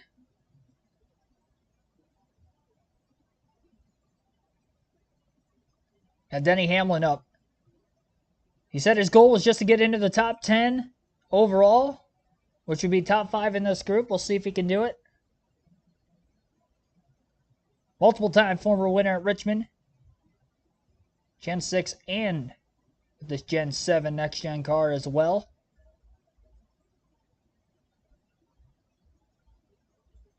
Definitely one of the better short-track racers in NASCAR history. He's got quite a few short-track wins between Richmond, Martinsville, and Bristol.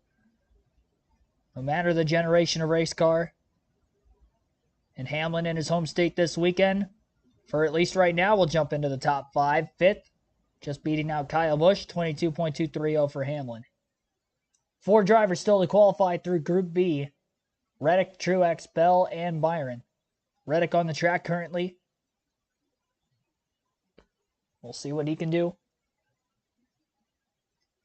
A lot of brake, got to be very patient getting back to the throttle up off of turn 2. Reddick's tracking pretty well compared to Hamlin on his first lap. But he had a major bobble, though, off turn 4. Doesn't get it on lap 1, 22.296. And again, it's been 50-50. So whether drivers pick up on their second lap or not. Reddick can't have that slip up through 3 and 4 again like he did on the first lap. He does not. A lot smoother off turn 4 on this lap. He's going to eat away at that gap, but he is still not going to get to the top. So he picked up from lap 1 to lap 2, but he didn't move up in the positioning order. So Reddick has locked himself in 8th on the grid with 3 drivers to go. Hamlin remains on the bubble. His teammate Martin Truex Jr. is on track. 1 pole in his career at Richmond with 3 wins. And he's finished in the top 5 10 times. For the longest time, Martin Truex Jr. never won in a short track. Finally got it done at Richmond, won a few more after the fact. Richmond back under the lights tomorrow. The last 4 night races at Richmond. Granted, they were all with the Gen 6 era. Martin Truex Jr. finished first, and second in those 4 races. We saw the tire wear become a factor at Bristol. We will see it here this weekend. Not to that extent, but we will see quite a bit of it, and I think that's going to play into Truex's favor once again as he knocks his teammate Denny Hamlin out of the top 5. 22.228. 2 1,000ths of a second quicker was Truex than Hamlin. That's the difference in that final spot. 2 drivers ago, though, another JGR Toyota on the track of Christopher Bell, and then Hendrick Motorsports' William Byron. We'll see what Bell does here on his first lap. He's going to have to pick up a lot from lap 1 to lap 2. He had a hiccup in turns 1 and 2. Cost him a lot of time. Bell was 16th on lap 1. He needs a major pickup to get into the top 5, and I don't think he's going to be able to do it. Didn't have the speed through turns 1 and 2. Sure, we'll be seeing Bell rip the outside in the race tomorrow, but by way of qualifying down around the yellow line on the bottom, he's not going to be able to pick up that much from lap 1 to lap 2. Surprised how low on the leaderboard Byron was on both laps. 22.383, 14th of 17 cars. Bell going to be starting very deep in the field for tomorrow's race. Struggling this weekend is Christopher. All right, so Elliott, Wallace, Cinder, Gilliland are locked in. I was right, I guess, with Gilliland getting locked in with his time. He started falling behind quickly, but then he stalled out in 4th. He will be in the fastest 5. And the battle now is between William Byron and Martin Truex Jr. for that 5th spot. Lap 1, Byron 7th, 22.231. He doesn't have to pick much up. He's only got to pick up 3 1,000ths of a second from lap 1 to lap 2. We'll see if he can do it. He is tracking in the green through turns 3 and 4 on Truex, and he is easily going to get to the top 5.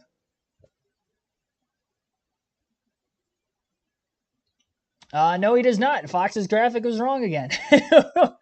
Come on, Fox. It had him tracking in the green that entire lap, and then he gets to the start-finish line, and he ends up in the same spot as he was the first lap because the second lap is actually slower than the first. So still 7th fastest for Byron, 22.231. 3 1,000ths of a second behind Truex. And again, the gap between 5th and 6th was only 2 1,000ths of a second between Truex and Hamlin. So very tight battle for that 5th spot. The 5 drivers again from Group B that will requalify in their shot at the pole this weekend. Chase Elliott, Bubba Wallace, Austin Cindric, Todd Gilliland, and Martin Truex Jr. Those are the 5 drivers going for the pole here today. So 10 drivers, 2 laps to requalify the top 10 when they come back from the commercial break on FS1. Again, that is where you can watch practice qualifying today, Fox Sports 1. We'll take a quick ad break, continue our live commentary coverage.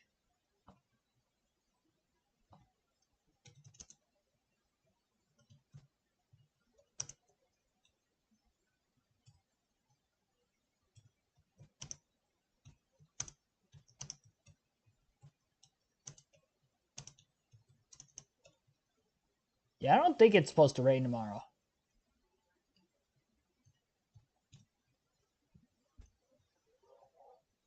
%? Yeah, I mean, it's less than 50, so it's more likely not to rain than to rain.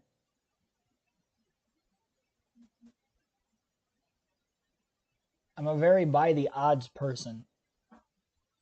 Very analytical with everything I go about in my daily life. Stephen Harvey, thanks for tuning in, though, as well as many others. Joseph C3, thanks for tuning in as well to the back half of this qualifying live commentary stream. And again, we'll have full Xfinity Series race coverage today, and our coverage for that race begins at 1:30. So again, 1:30 Eastern will be the start of our NASCAR Xfinity Series live stream. Be sure to hit the like button on the stream. We're at 45 likes right now. Our goal is to get to 50. Again, we had a pre-stream goal of 50 likes, so we'll see if we can get there. We're only 5 likes away from our goal, ladies and gents. for this practice and qualifying stream at Richmond Raceway.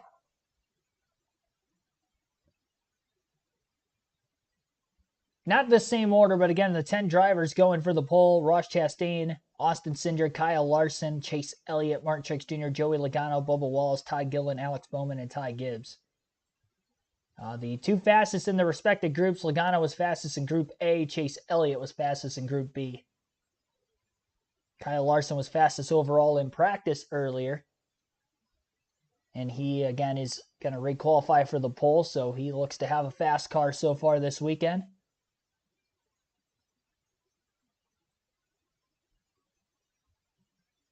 Did win 3 races in the spring last year on short tracks. His one win this year on a 1.5 miles at Vegas. But he definitely looks quick here this weekend.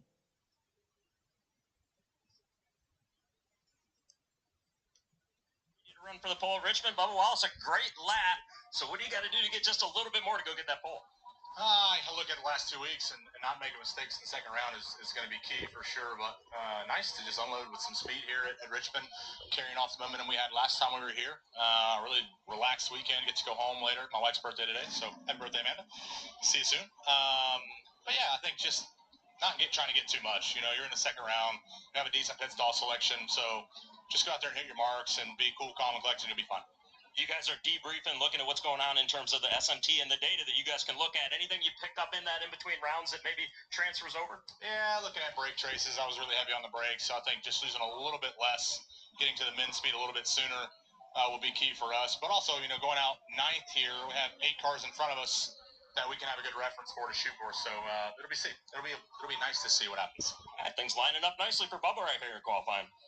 Yeah, qualify Saturday morning, race Sunday night. So the Cup teams have 24 hours between the end of qualifying and when they have to be back at the racetrack for Easter evening. There are the 10 drivers who will advance. One of them will win the pole here shortly. All right, so we are getting closer to the re-qualifying of the top 10 in the running order here on KRC. This live commentary stream.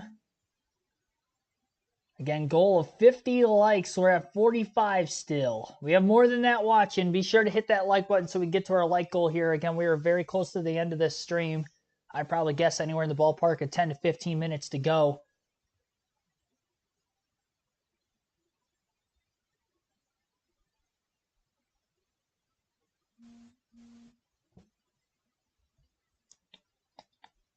Hit that like button. Xfinity coverage, again, a little over an hour from now. Live commentary for that stream, a 250-lap race for them. Will begin at 1:30 Eastern Time. Our pre-race coverage for tomorrow's Toyota Owners 400 for the NASCAR Cup Series race at Richmond is at night, again, Easter Sunday night, 6:30 Eastern start time tomorrow. So again, 6:30 Eastern tomorrow, start time for that race. Well, for our stream, the race will go live a little bit after 7 p.m. Eastern Time tomorrow. So we usually try to go live about 45 minutes, give or take, for the drop of the green flag, get through the full predictions episode. So plenty of time to enjoy your time with your families and come back here for some racing tomorrow night. 46, there we go. We're getting closer. We got 2 more over the last couple minutes. Jojo, thanks for tuning in. Yep, happy Easter to you as well. So somebody said there's a 30% chance of rain tomorrow. Somebody said there's 60.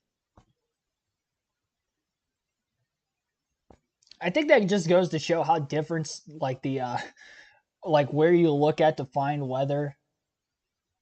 Like, you have, like, your local weather in the Richmond area. You got, like, whatever the local weather is. There's a couple major cities really semi-close to Richmond, if you think about it. You got, I don't think Baltimore is that far away. But they probably have, like, Washington, D.C. or something, if I had to guess. That's a little bit closer than Baltimore, Maryland. But, yeah, you got the local weather. Then you got, like, the Weather Channel. You got AccuWeather, National Weather Service you can look at. Like, there's so many different avenues to look at that stuff, and it's probably all different from one another, or at least varies a little bit.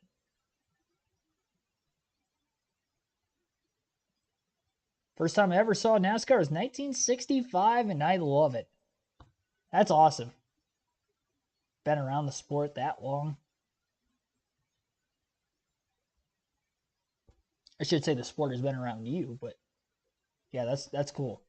And to still enjoy it to this day, I think is awesome. I kind of look at that with my grandpa as well, still enjoying watching, every single Sunday to this day. And I think he's 72.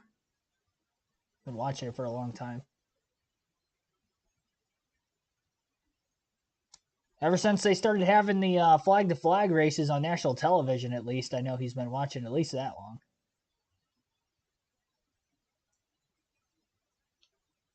Who's the fastest? That's what we're about to find out. Here's Regan.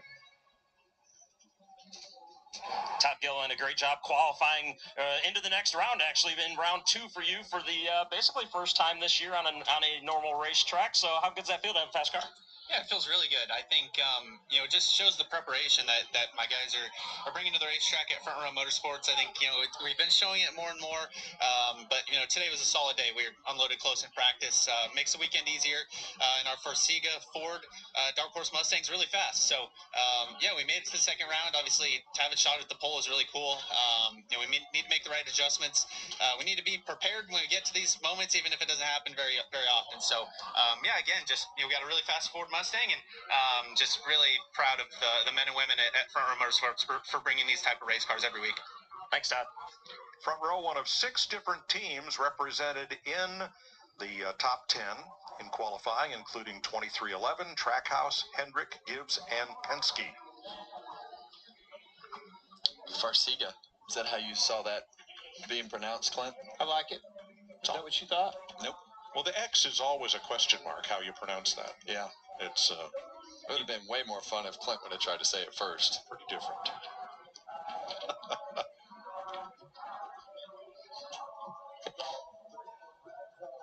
Well, who do you like?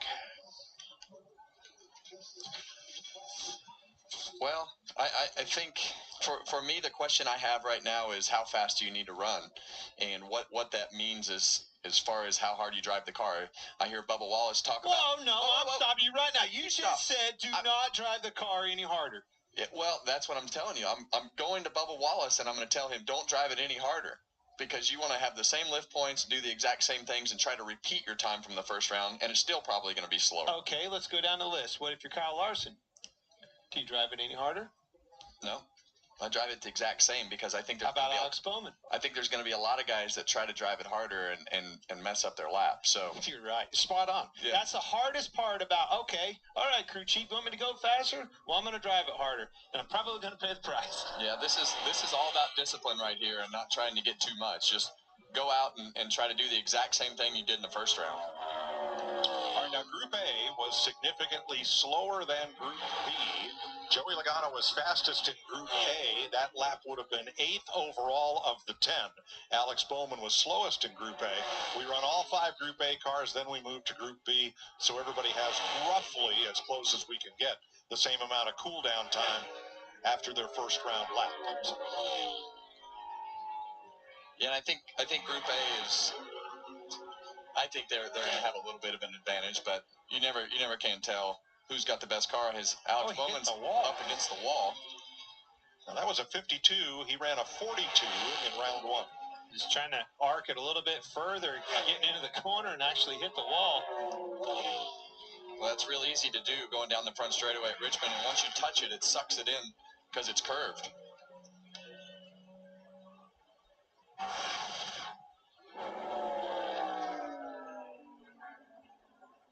Just trying to get arced out a little bit too far. It touched the rear, put the front back into it, bounce off of it a couple times. Just like you said, sucked him in. Second lap was within 1/1000th of a second, but not faster. So here's Ross Chastain, who ran a 22:40 in round 1. Yeah, we heard Ross talk earlier about waiting a little bit to go out and practice and how his car needed to pick up some speed. Well, he found a whole bunch of speed going under the first round of qualifying. Put himself in the second round. Not at all what he was looking for. A lot slower. It got a lot better on this first time. Maybe he threw that first lap out the window, Kevin. Knowing it was going to be this second lap. Got back to the gasket. Can he stay with it? A good pickup to a 48. That's within 8/100ths of what he ran in round one. Kyle Larson with a 35 in round one. That was always the hardest part for me when I qualified here, is trying to determine, was it going to be my first lap or second lap? And sometimes it was just different, and it wasn't any rhyme or reason why. Yeah, it's just all about, it's such a detailed racetrack. It's all about hitting your marks and not making mistakes and being able to get off of that brake as soon as you can and have the car rotate to be able to get back in the throttle and stay in the throttle in qualifying. And how the tires come in are part of that equation. I mean, it's just sometimes it felt like, well, they just came in faster the first lap than the second lap. So a 46, that's 11/100ths off of what he ran in round one, and he equals that. Now 43, picks it up a couple of hundredths. And that's what we were talking about, Clinton, is how fast do you go, knowing that it's probably going to be slower, but how much slower? See that damage on Alex Bowman's car. Ty Gibbs, 22:35 in round one. Now, so far, the best of the drivers that qualified have fallen off 8/100ths. Again, all these cars are from that Group A, and I just think the track was a little bit different for all these teams. I feel like the pole setter's going to come from the Group B. Gibbs with a 79. Not the lap he wanted. Yeah, that first lap definitely seems to be worse. A lot worse than the second lap in this round. Tires have set quite a while for these teams in this Group A. This is a long turnover period for those tires, long cycle. And that's exactly what they do. They'll go through a cycle as they cool off, heat up and cool down. Usually, what's that? So Kyle Larson, fastest of the first four here in this second round of qualifying. He ran a 22.438 as his fastest lap. Ross Chastain in second with a 22.489. 22.526 for Alex Bowman in third, and Ty Gibbs with a 22.591 in fourth. On the track now is Joey Logano, who was first fastest in Group A qualifying through the first session. We'll see what he does here to back that up in session two. First lap is definitely going to be slow, 22.827 for Logano. And we'll see if lap two he can have some pickup to compete with Larson for the current pole spot.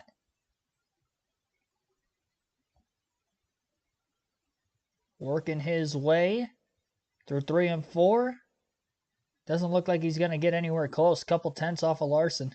Big fall off for Joey Logano from round 1 to round 2. 22.676. He picked up about a tenth or so from lap 1 to lap 2. But yeah, Joey Logano, last of the 5 that have qualified so far. 5 drivers still to go. Chase Elliott will be the last driver to qualify, as he was the leader in Group B's qualifying session. Martin Truex Jr. will be the next driver to take a qualifying lap. So it'll be Truex, then Gilliland, then Hendrick, Wallace, and Elliott. So that will be the order that these last 5 drivers will go out. Full screen commercial break right now on FS1. We'll take our last ad break of this live commentary stream. You're listening live on KRC. Thinking about worldwide sports makes me feel old. Yeah, it was a while ago. It's supposed to be in the 70s in Southern Virginia tomorrow. Pretty warm day. I was going to say, it seems like it's a pretty early time of the year to have a night race, all things considered. Late March. So hopefully it is a relatively warmer weekend. Richmond, Virginia. Give those fans in attendance tomorrow slightly better conditions to sit through a race than it being bitterly cold, as it can be. Although it is like in the south, I guess, technically. And where I'm at is not the south. I think it was like an overnight low of 29 degrees a couple days ago. So yeah, definitely wouldn't be having a night race in the Midwest this time of the year. I'll say that much. Hard enough to have a day race this time of the year. I think the high today is like 58, 59 degrees, somewhere around there. So, yeah. I don't know about that.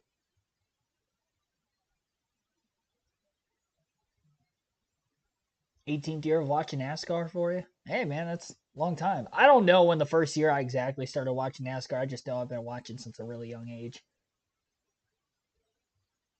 I've always had racing in my life as long as I could remember.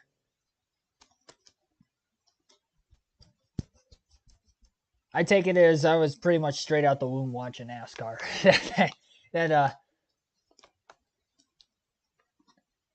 That's what I'll go with for myself. All right, so is anybody going to knock Larson off the pole? We'll see. Got a car on track right now. Here's Truex trying to do that. I think Larson's going to be the one to beat at the Chevy camp for tomorrow's race. His pace seemed pretty good for the most part on the long run in practice. He was fastest on the short run as well. And obviously, second fastest in his first qualifying stint and currently fastest overall, at least of the Group A drivers in qualifying once again as well. Could be fastest overall in qualifying. If he starts up front, I think he's got a good chance to stay up there. Martin Truex Jr., fourth fastest on his first lap. We'll see how much he picks up on lap 2. 22.578 for Truex. Oh, man, almost got into the wall off turn 2. Big slide wide. Trying to get as close to it as possible, using all that surface area, all the asphalt necessary. It looked like he had a drop-off from lap 1 to lap 2 with that moment off of turn 2 that he did have. And so Truex will stay fourth out of 6.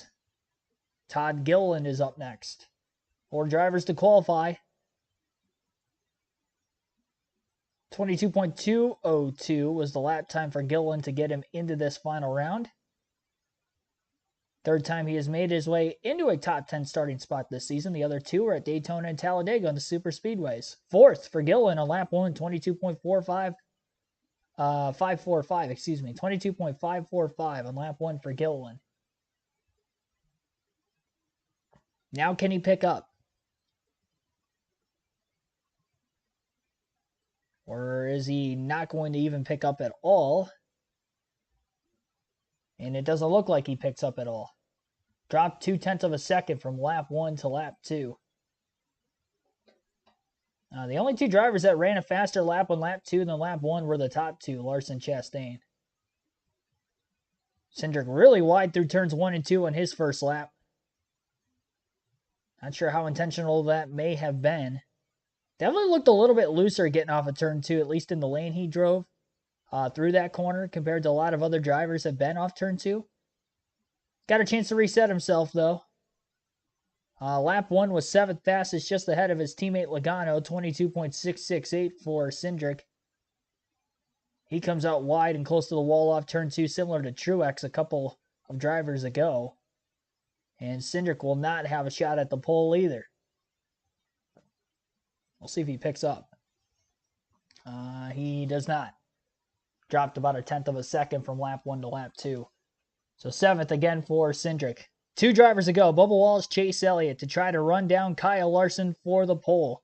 Ross Chastain still remains in second after being last in practice overall. Jumps to second on the speed charts as of this point in qualifying.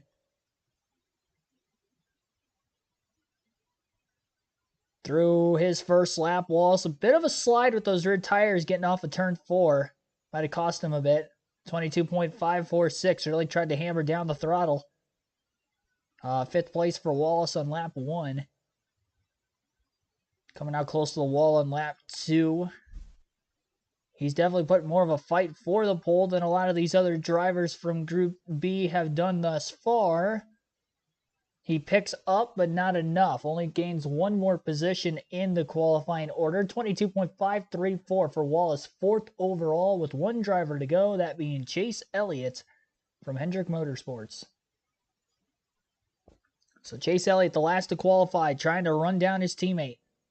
By way of equipment, he's got what it takes to beat Larson. Can he do it? This first lap is looking close. Last driver to qualify. Can he get the pole? Off turn 4, it's going to be close on lap 1.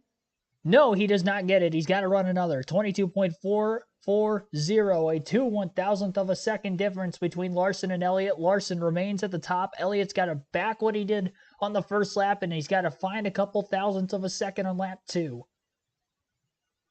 Works his way through 3 and 4. Oh, he had a slip up. Middle of 3 and 4. The right rear corner panel hung out on him just a little bit, and that little bit of getting too loose costed him a couple hundredths of a second from lap 1 to lap 2.